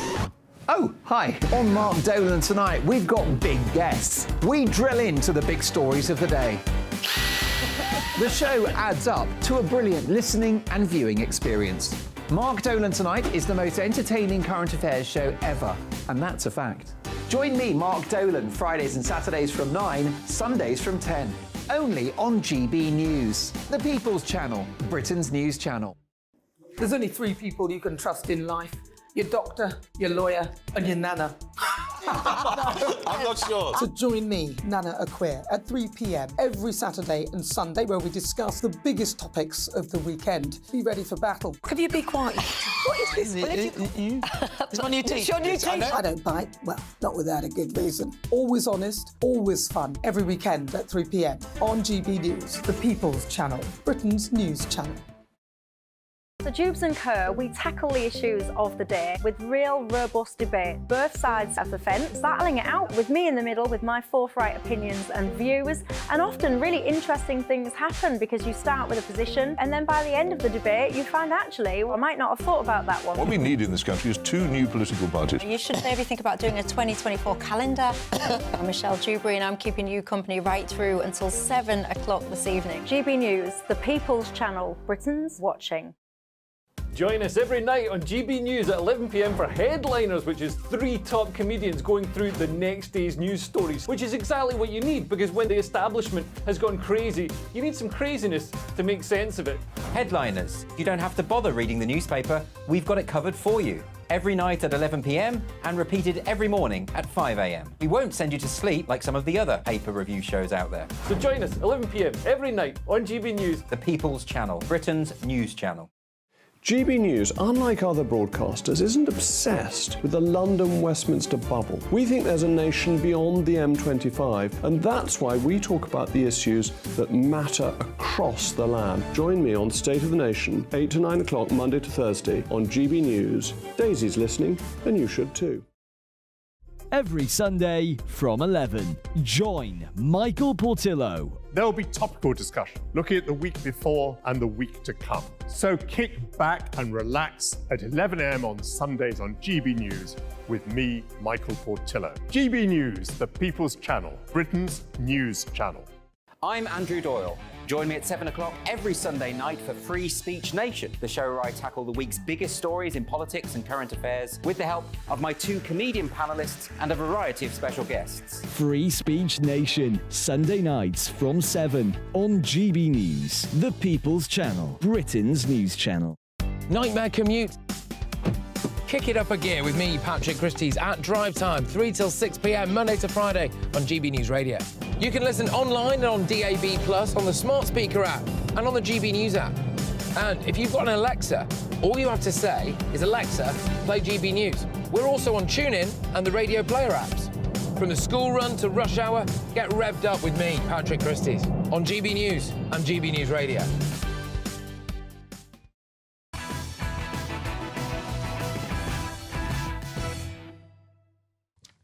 Royal Mastermind, Lady C and Phil Dampier, they're on the way. But first, straight-talking Tory MP Miriam Cates has caused quite the stir this week with her unfiltered takes on why some kids are starting school still wearing nappies.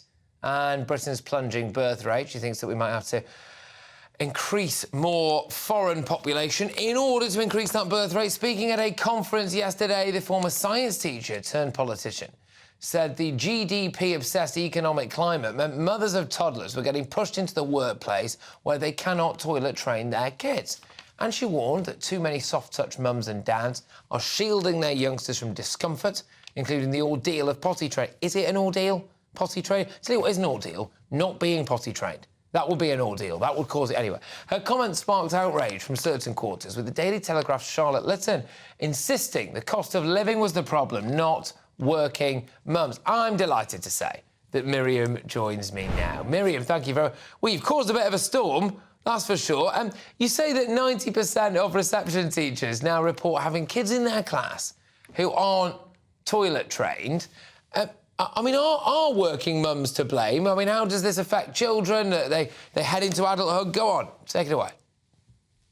No, working mums aren't to blame. I never said that. It's been widely reported that I said that. I absolutely didn't say that. I said our economy is to blame, and that is the cost of living crisis, as you said. And actually, in that article yesterday, the journalist did say that the cost of living crisis was to blame, which is exactly what I said. So it's sometimes frustrating that people don't read or watch the speech and they report on something that's been reported by someone else who's reported it. But having said that, I'm pleased that the issue is getting some attention, because this is a massive deal for schools, just to start with. You know, I've spoken to head teachers who are having to move teaching assistants down from higher years in primary school into the lower years just to change nappies and clear up mess. That's a huge cost to the school. How old are we talking here? How old are we talking with these kids how old are these kids in nappies then? Well, obviously, children in this country start school at 4, so we're talking about children aged 4 and 5. I have heard of children as old as 6 in, so first or second year of primary school. But we're primarily talking about children who start school in nappies. And it isn't just a UK phenomenon. I spoke to a Dutch MP at this conference we were talking about, who said that there's been an extraordinary rise also in Holland of children starting school not wearing nappies. So this is a problem for schools, but it's an even bigger problem for children. First of all, think about the psychological impact of soiling your pants in front of your classmates. When you're 2, that's not a problem. When you're 5 and 6, that's going to be remembered. That's a big deal. And then also, if you think that child hasn't been trained in something pretty basic, does that mean they've got quite a poor chance of being trained in other very important skills for life? So this is a serious issue, and I brought it up really as a symptom, I suppose, of our declining social fabric, the problems that our families and communities are facing. And this is a very, very basic problem. And if we can't get that right, then it shows there's something wrong. And I think there are a number of reasons for this happening. Partly, as you alluded to, I think a lot of parents in this country have really lost confidence about parenting. We're not quite sure what to do anymore. We don't want our children to cry. It's horrible when your child cries, but actually potty training is unpleasant for the child. They are going to cry, but if you're going to do it right, that's unfortunately going to be the case.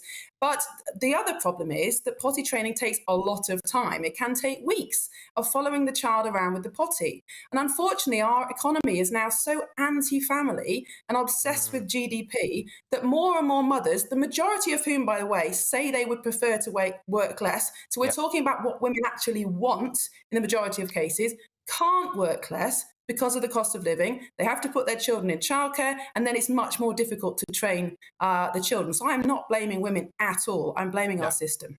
No, absolutely. And I think stay-at-home mums are demonised at times, actually. I think, but there's no question about it, that's a full-time job, especially if you've got more than one child. I mean, good grief. I honestly do not understand how people have, like, 4 kids and have a life and don't just give up. Honestly, I don't know how people do that, right? So the stigma that is associated with what you do, or I'm a housewife, they started calling them, trad wives. And that makes it sound bad. Well, I'm sorry, but it's worked for however many years, however many hundreds of years to do that. And if it's a woman's choice, then what's the problem with it? Just quickly as well, Miriam, too much information here, but when I was potty trained, my parents got me a potty that used to sing congratulations whenever I was successful, and I actually found the whole thing... I couldn't it's stop. all about the rewards. I couldn't stop. I know, and I've not stopped ever since. Now, Miriam, you've also been very vocal about the collapsing birth rate. Yes, so around 600,000 babies were born last year, the lowest since 2002. We are now heading the way of Japan and Italy, so we've got more deaths than births, apparently. What part has rocketing immigration had in this, do you think? Is Britain's future now totally reliant on foreign importation? Well, at the moment, we are very much reliant on immigration. So for a society to have a healthy economy and a healthy culture, I suppose, you need a good balance between young and old. You need far more people below retirement age than above retirement age. There are obvious reasons for that. We need people to be working and paying taxes and able to care for the elderly. But our birth rate has collapsed so much now that just in my lifetime, we're going to go from having about 4 people, full working age people per pensioner, to 2 and possibly even 1. And if you think about the impact that's going to have on our economy, it's catastrophic. Now, at the moment, our high level of immigration is shielding that problem because we're importing hundreds of thousands of people into the workplace every year. But of course, immigrants get old too, and so it's not solving the birth rate problem. And if this paper that's been produced by Philip Pilkington and Paul Morland models what's going to happen. If we don't increase our birth rate from what it is now, about 1.5 children per woman, we can expect by 2080, so possibly still in our lifetimes, half of the people in the UK not to be born here. Now, just think about that for a second. At the moment, about 14% of the country wasn't born here. Is that sustainable? That's a question that's being asked at the moment. A lot of people think not. But imagine if 1 in 2 people weren't born here. It kind of, the idea of what it means to be a nation doesn't really exist anymore. Now, we can argue about the good and the bad of that, but this is a big deal. And that's what's going to happen if we don't increase the birth rate. Well, you're not a nation. I mean, you're not. It's just a plot of land with a collection of people on it. And even as we are seeing right now in this country, unequivocally, people who were born here who still feel as though their allegiances lie elsewhere anyway. So in reality, how many actual kind of patriotic British people are you left with? And unfortunately, it's a minority, right? Exactly. But the reality, of course, is that we'll never attract that many immigrants, even if we wanted to go down that route, because our GDP growth is slowing. And other countries, though, we've already seen in Eastern Europe, for example, Poland is doing really well. They're thriving. Yeah, but Poland wouldn't let it happen, though. This is the thing. No, but what I'm saying is our economic attractiveness is going to fall. Even if we wanted to import half of our working population from abroad, we won't be able to do that for much longer because other countries are also suffering lower birth rates, their GDP is growing, etc. So unless we increase the birth rate, our future is one of extreme economic stagnation. And that is an issue that politicians should be talking about. Imagine, Patrick, if we were saying, in 20 years' time, we're going to run out of energy, or in 20 years' time, we're going to run out of water. This would be a serious issue that politicians were talking about. Now, it's a lot more sensitive issue, absolutely, but that doesn't mean that politicians shouldn't be taking this seriously and thinking about the kind of barriers that are stopping people having children when we know that they want to. Future. It's the ultimate future of a country. You don't have a country if you don't sort that out. Miriam, thank you. You don't have a society if you don't have a young generation. Miriam, absolute pleasure. Thank you very, very much. Miriam Cates there, Conservative MP for Penistone and Stocksbridge. Thank you very, very much. Right, OK, so before the night is out, is Prince Harry's over-reliance on Meghan Markle's social circle taking its toll on the disillusioned Duke? And what will he make of the Crown portraying his mother as a ghost? We've seen all of this. I wonder if it's time for people to start feeling a bit sorry for Prince Harry, eh? If his mum is continually being portrayed as a ghost or pregnant or as being murdered in some kind of establishment plot, do you ever end up having some sympathy for him? I suspect that Lady Colin Campbell won't. Phil Dampier will join her. Those are our royal masterminds. They're beaming in live to offer their forensic royal analysis. But next, in the media buzz, working Brits are phoning in sick more than ever before. So has the pandemic turned us into a nation of skivers? And should we fear for the future of our shy country? So we will tackle that in the media buzz. Don't go anywhere, it's going to be great.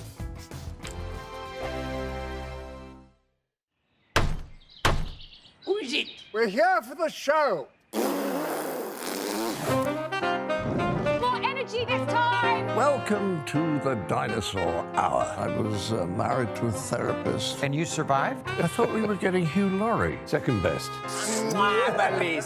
You interviewed Saddam Hussein. What's that like? I was terrified. I'm playing strip poker with these three. Ah! No, thank you. My CDs need to be put in alphabetical order. Are you going to be problematic again? The Dinosaur Hour. Sundays at 9 on GB News. Tired of the usual focus-tested, pre-prepared Westminster runaround? Well, so am I. So you want higher taxes? Is your department to blame for this? Are you rethinking this policy? Every Sunday at 9:30, I'll be sitting down with those in power to get the truth about the issues affecting you. Let's be honest, we've known about the cost pressures of this project for years, not months. That's the Camilla Tominey Show, a politics show with personality. On GB News, the People's Channel, Britain's news channel. Join me, Patrick Christie's Monday to Friday, 3 till 6. We tackle the day's news agenda like you've never seen before. It's high tempo, high octane, the most controversial topics and the best guests. You will not be able to take your eyes and ears off it. I'm not afraid to ask the questions that you really want answered. 3 till 6 p.m, Monday to Friday on GB News, the People's Channel, Britain's news channel. Now then, Lee Anderson here. Join me on GB News on my show, The Real World, every Friday at 7 p.m. I'm not eating bloody cat. Are you Delicious. mental? Open your mouth. OK, here comes a train. Reminds me of the scene in Singing in the Rain. Adam, is that a good one? Whoa! Join me at 7 on GB News, Britain's news channel. I'm Andrew Doyle. Join me at 7 o'clock every Sunday night for Free Speech Nation, the show where I tackle the week's biggest stories in politics and current affairs with the help of my 2 comedian panellists and a variety of special guests. Free Speech Nation, Sunday nights from 7 on GB News, the People's Channel, Britain's news channel. GB News, unlike other broadcasters, isn't obsessed with the London-Westminster bubble. We think there's a nation beyond the M25, and that's why we talk about the issues that matter across the land. Join me on State of the Nation, 8 to 9 o'clock, Monday to Thursday, on GB News. Daisy's listening, and you should too. In a world of dull and predictable radio and TV shows, Oh, hi. On Mark Dolan tonight, we've got big guests. We drill into the big stories of the day. The show adds up to a brilliant listening and viewing experience. Mark Dolan Tonight is the most entertaining current affairs show ever, and that's a fact. Join me, Mark Dolan, Fridays and Saturdays from 9, Sundays from 10. Only on GB News, the People's Channel, Britain's news channel.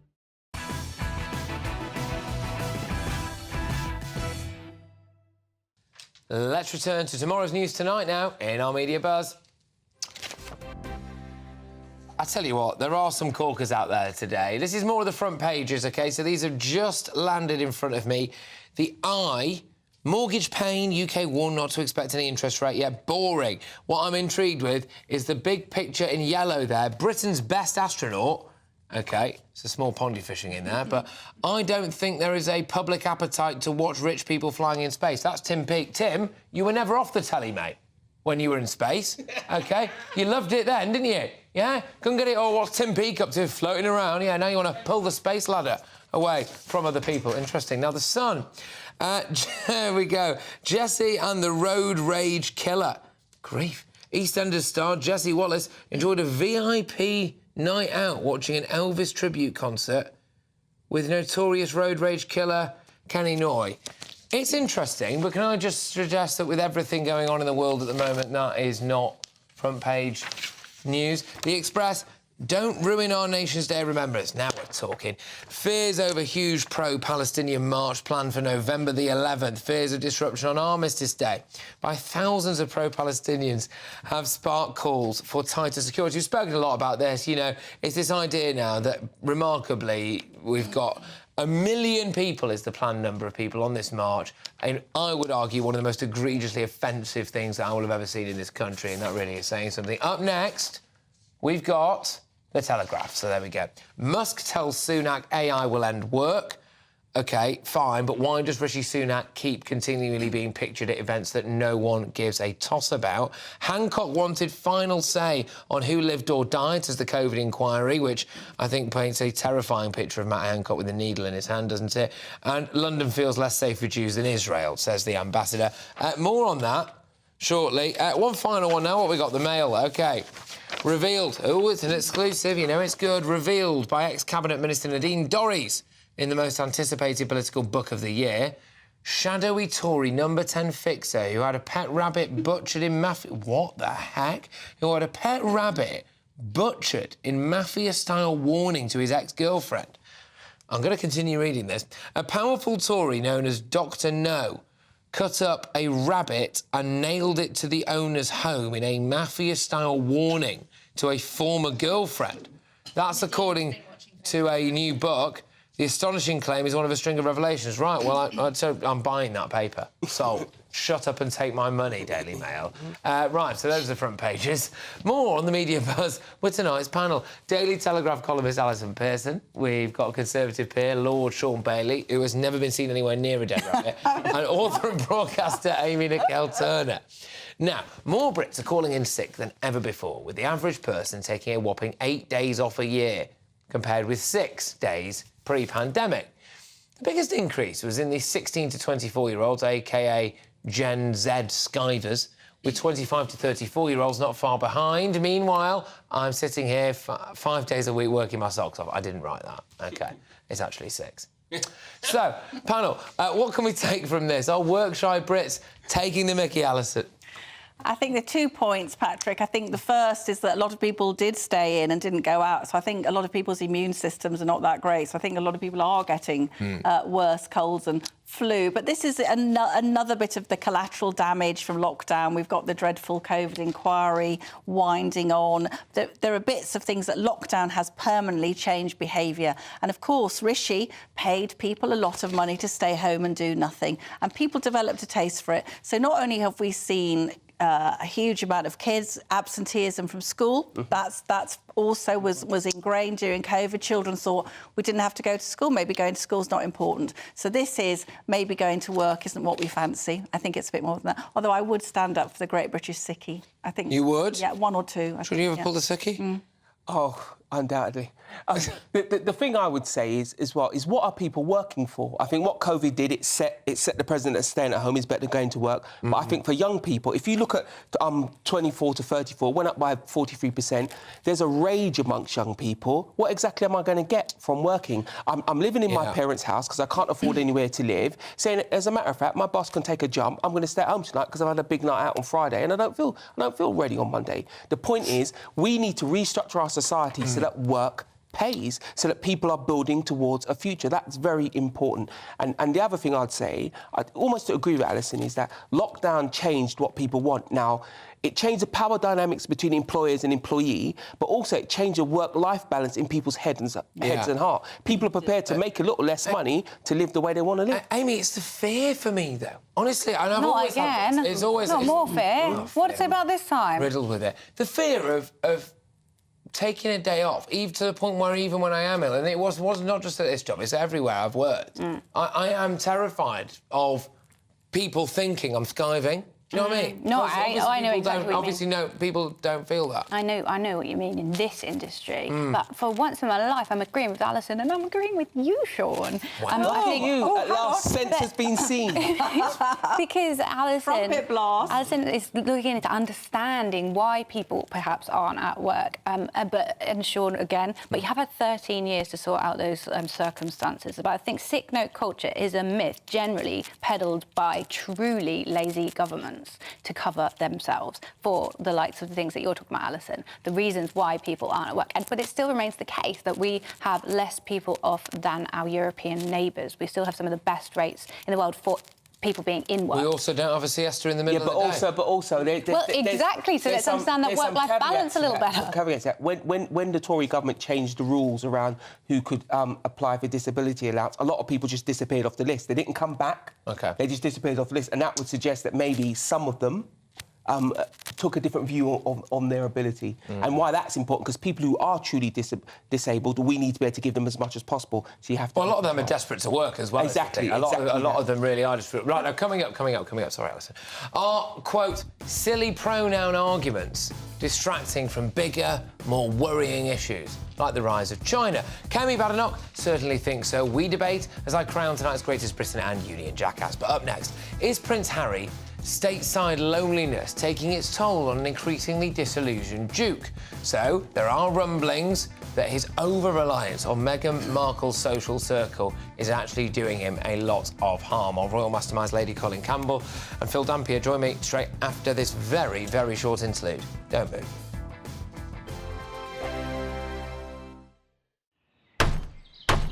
Who is it? We're here for the show. This time! Welcome to the dinosaur hour. I was married to a therapist. And you survived? I thought we were getting Hugh Laurie. Second best. You interviewed Saddam Hussein. What's that like? I was terrified. I'm playing strip poker with these three. Oh! No, thank you. My CDs need to be put in alphabetical order. Are you going to be problematic again? The dinosaur hour. Sunday, the 29th of October at 9 on GB News. What you get for breakfast is something that, if we do our jobs right, you will wake up to news that you didn't know the night before. It's a conversation. It's not just me and Eamon. We want to get to know you, and we want you to get to know us. From 6, it's Breakfast with Eamon and Isabel. Monday to Thursdays on GB News. Britain's news channel. People in Britain, they love free speech, but they also love fair play. I don't care if I'm speaking somebody from a trade union, from the Labour Party, somebody from the SNP. And I think the viewers like to see that actually we can challenge one another, but in a positive way. We think we ask the questions that people want to ask, and often we ask the questions that we wanted to ask in Parliament but never got the chance to ask. So join us every Saturday, 10 a.m. till noon on GB News, Britain's news channel. Nightmare commute. Kick it up a gear with me, Patrick Christie's at drive time, 3 till 6 p.m, Monday to Friday on GB News Radio. You can listen online and on DAB+, on the smart speaker app and on the GB News app. And if you've got an Alexa, all you have to say is, Alexa, play GB News. We're also on TuneIn and the Radio Player apps. From the school run to rush hour, get revved up with me, Patrick Christie's, on GB News and GB News Radio.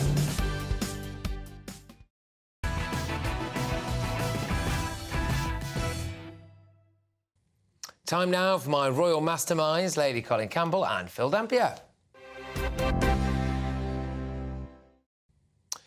So Prince Harry has cut an increasingly lonely figure in recent times, skulking solemnly around the States amidst reports that he's considering relocating back here to the UK. And our very own Phil Dampier has offered an inside perspective into Harry's state of mind this week, suggesting that the runaway royal is struggling without his own friendship group, leaving wife Meghan free to control his social life.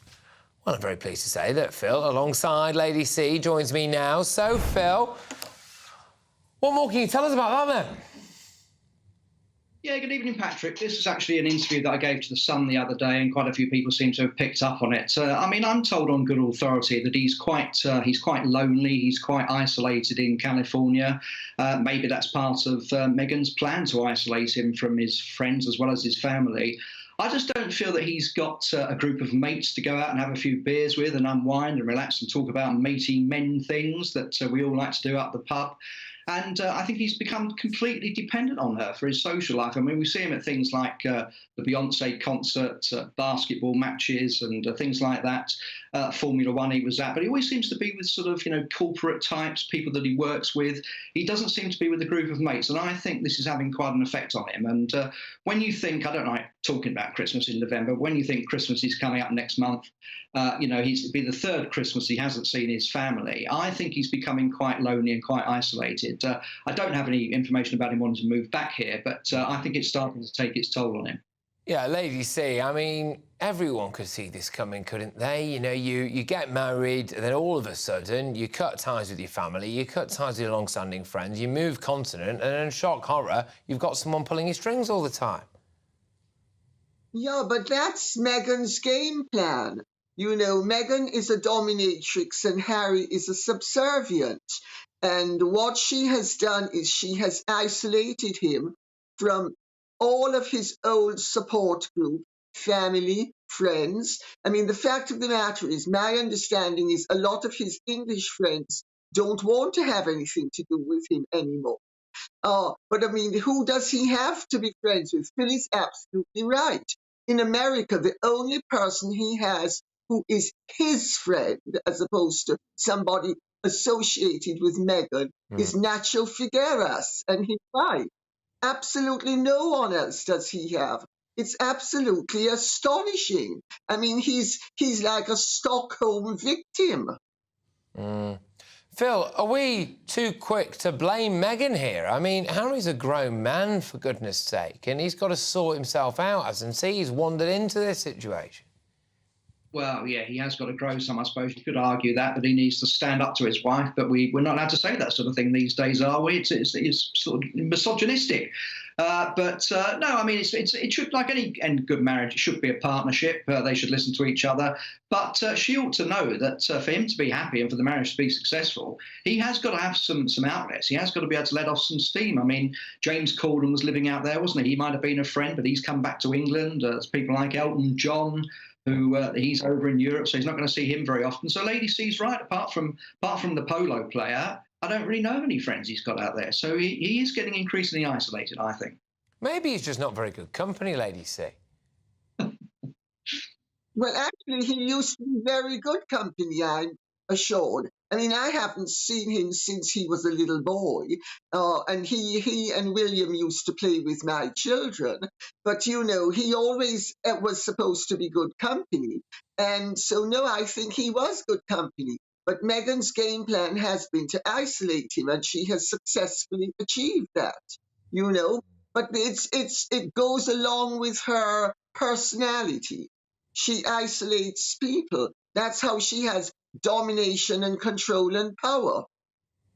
OK, all right. And Phil, I suppose people, like we were saying, could have seen this coming. The question is, what now? I mean, there is only so long somebody, especially if somebody's already had a few issues, which he's been very open about in the past, and mental health and everything like that, can remain vehemently unhappy for, can't he? And I wonder whether or not, as well, he's got this issue with his parents' marriage splitting up and him not wanting to repeat the mistakes of the past. Is he just trapped? He is a little bit trapped. I mean, there was this talk of him moving to New York as a sort of stopgap. I don't think that's really going to work. I think he needs to come back here a bit more often and maybe see some of his old friends, even if Meghan doesn't come with him. I mean, I've said many times before, I don't think she feels particularly welcome back in the UK, and I don't think she wants to come back. But maybe he should come back on some private visits or find some charities to get involved with again, and that might help. But at the moment, he's out there and looking a bit friendless. All right, look, Lady C, I just want to ask you about a slightly different topic, but keeping in relation to Harry, because the Netflix series The Crown has been ramping up again, hasn't it? And it's got a few deeply controversial moments in it. It's got the death of Diana. It's got this idea that she might have been pregnant when she died. It's got the idea that she might have been part of some kind of establishment plot to murder her. And then there's the ghost scene as well. Do you feel sorry for Harry for having this out there? I mean, most people don't have this out there about their mother, do they? Well, I think Netflix has pulled a very interesting one where Harry is concerned. Netflix has bought Harry's silence, and let's wait and see what happens, because The Crown has been a huge success for Netflix. Harry and Meghan's operation with Netflix is chicken feed compared to the importance that they placed upon The Crown. And let's wait and see, once this is all done and dusted, how long Harry and Meghan's association with Netflix is going to last. Wow. Because what they have done is they have bought Harry's silence with, dangling a few million carrots underneath his nose. So it's a really interesting dynamic.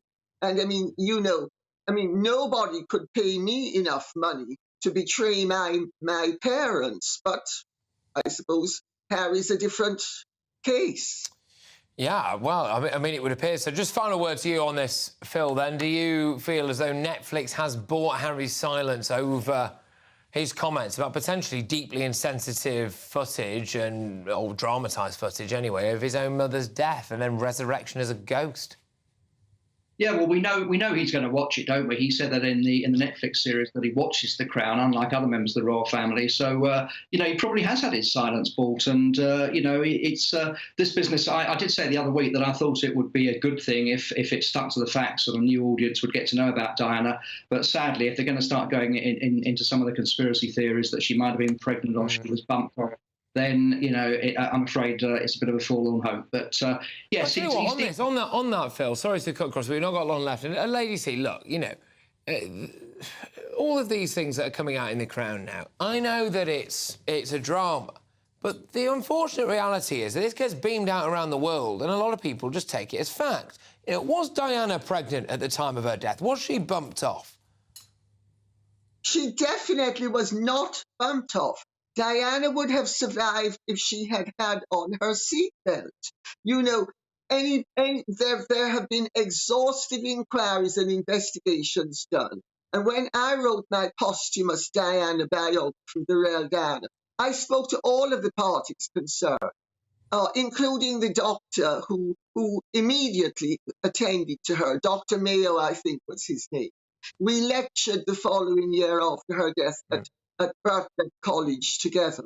And, there's absolutely no doubt that it cannot have been a hit, because the only people who knew where the car was headed were the 4 people in the car. Is it realistic that there were going to be 30 or 40 different sets of people scattered throughout Paris to hit Diana? And if she'd had on a seatbelt, she'd have survived. OK, it's all right. Absolute insanity. Both of you, thank you very, very much. Wonderful stuff. That's Lady Colin Campbell and Phil Dampier. Thank you both very much. Right, we're going to have to do a quick fire Greatest Britain and Union Jackass. So, Alison, go with you, Greatest Britain. Go on. It is an honorary Greatest Britain, the Israeli ambassador to the UK, Zippy Hotoveli, who I interviewed this week. Fantastic. Sure. Great job for a country. Kemi Badenoch saying pronoun and other silly arguments stopping us focusing on what's really affecting the country. OK, Amy. The independent Israeli newspaper Haaretz for providing breaking news, analysis and opinion of the situation in the Middle East. Interesting. I'm going to go with Sean Bailey's choice there. Kemi Badenoch, so that's the Greatest Britain. Hey, OK, now Union Jackass. Alison. Has to be Matt Hancock. Power went to his head during lockdown, said he could have the power of life and death over people. I wouldn't let him put down my gerbil. You wouldn't let him put down your gerbil. Strong, Sean. Union Jackass, Rachel Reeves was saying Liz Truss's mini-budget caused inflation rise when, of course, it started rising in December 2021, which is important because she wants to be the Chancellor, so detail should be her thing. I'm going to... just for looking like that, I think she deserves it, but there we go with the old hard hat on and the high vis. Amy, go on. Look, that's worse than that. Just when I thought I'd heard it all, Boris Johnson, Trump disinfectant moment, says, can you kill COVID by sticking a hairdryer up your nose? Right, OK, all right. Well, it's a tough one today, but I've double-Seaned. That's right, Rachel Reeves is today's Union Jackass. I think the rather unfortunate high-vis and hard-hat combo has struck down another politician. Thank you very much, my wonderful panel. I have really enjoyed tonight. It's Alison, Sean and Amy, but most importantly, thank you to you, my wonderful viewers and listeners. Absolutely tremendous to spend the evening with you. I will see you tomorrow at 3 p.m. Up next is Headliners for more top draw front pages and what's on the inside. Hello again, it's Alex Burkill here with your latest GB News weather update. Whilst not everywhere saw the stormy weather, it was very wet and very windy for some, particularly southern parts, due to Storm Ciarán. However, that feature is now clearing its way into the North Sea, still bringing some blustery and very wet weather to eastern parts of the UK, particularly eastern Scotland, northeast England. As we go through the night and into Friday, here we are going to see some further heavy rain. Clearer skies towards the west and the south. And here, under those clear skies, it is likely to turn a little chilly. Some places could get into your low to mid single figures. As we go through Friday then, we are going to see further wet weather, particularly for eastern parts of Scotland and northeast England. Could see some further flooding here with more disruption to travel likely as well. Elsewhere, a scattering of showers coming down on a northwesterly wind, so particularly across parts of Northern Ireland, but feeding into England and Wales as well. Some sunny breaks in between the showers, and we're likely to see highs of around 14 or 15 Celsius, so a touch higher than today. Into the weekend, and Saturday may start with some mist and fog patches, particularly in the north, then a swathe of wet weather and strong winds pushes its way up from the south, affecting many parts of England and Wales. Also some showery outbreaks across the far north of Scotland, but something drier and brighter in between. More showers as we go through Sunday into Monday, and temperatures staying near normal for the time of year. Bye-bye. Coming next time on the Dinosaur Hour. So I had this empty hole in me. It said, feed me. I need this sugar. And then when it wasn't sugar, it became tobacco. And I smoked. And then in my 20s, it became cocaine. It became that. I couldn't sit still without going, The Dinosaur Hour with me, John Cleese. Sundays at 9 on GB News.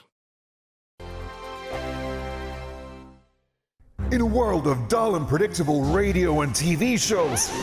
Oh, hi. On Mark Dolan tonight, we've got big guests. We drill into the big stories of the day. The show adds up to a brilliant listening and viewing experience. Mark Dolan Tonight is the most entertaining current affairs show ever, and that's a fact.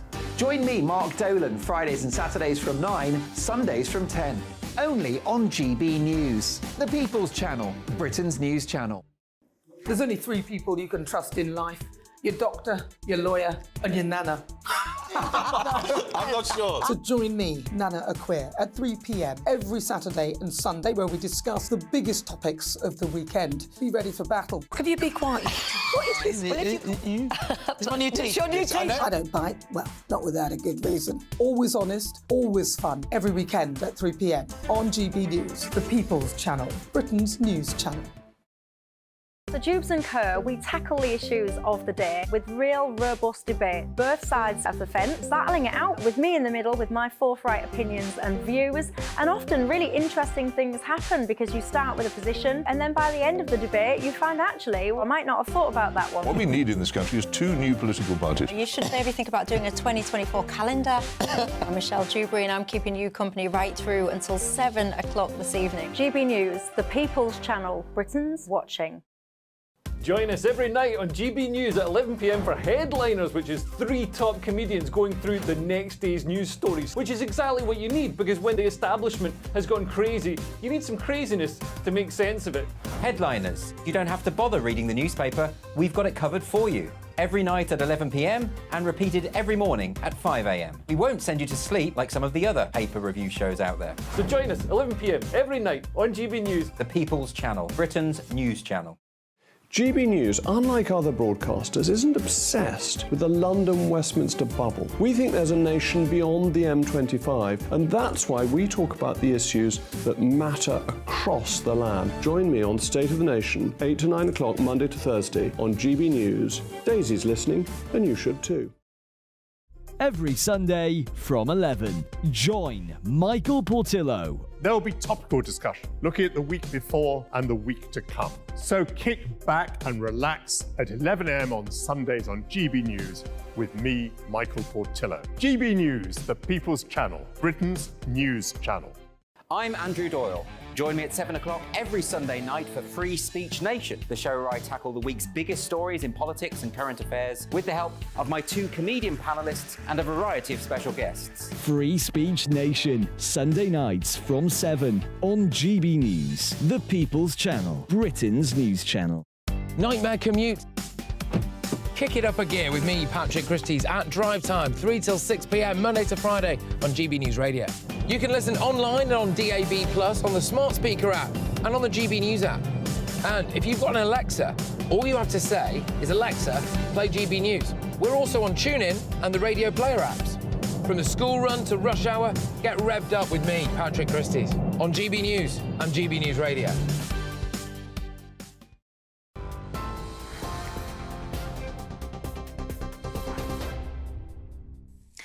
Good evening. Your top stories from the GB newsroom. Israel Defense Forces has confirmed they've completed the ground encirclement of Gaza City and they've now entered another significant stage in the war. Northern Gaza has come under intensified airstrikes from the Israeli military as Hamas launched a series of missiles towards Israel. At least a dozen combat jets launched missiles at Hamas targets, while artillery replacements opened fire from ground positions.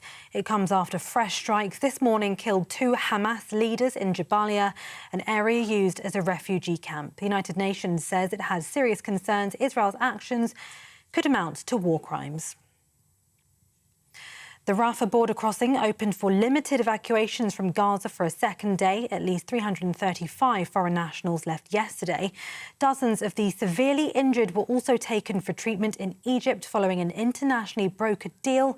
It's understood around 7,500 foreigners will leave Gaza over the next 2 weeks. The Foreign Office is aware of around 200 UK nationals in Gaza.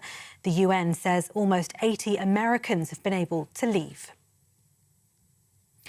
Police are investigating what's been described as a hate crime after a building in London was covered in red paint.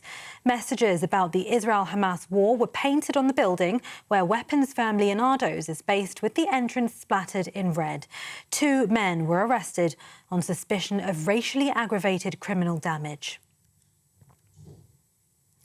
Elon Musk warned of humanoid robots that can chase you anywhere while speaking with the Prime Minister to close out the government's AI safety summit. The tech billionaire described AI as a magic genie that grants you any wishes you want and will usher in an age of abundance.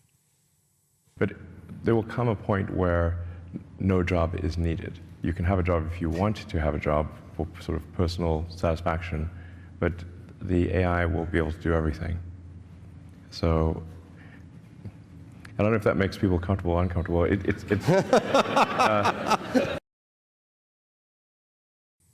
And the Met Police says it'll use all its powers to stop disruption of Remembrance Weekend commemorations amid ongoing pro-Palestinian protests. Tens of thousands of demonstrators are calling for an immediate ceasefire in Israel's attack on Gaza. They're planning to take to the streets of London on Armistice Day on Saturday, the 11th of November. There are fears the march could disrupt the 2-minute silence commemorating the war dead and the daytime and evening festival of Remembrance at the Royal Albert Hall. The Met Police says officers will be deployed across the capital as part of a significant policing and security operation. This is GB News across the UK on TV, in your car on digital radio and on your smart speaker by saying play GB News. Now it's over to headliners.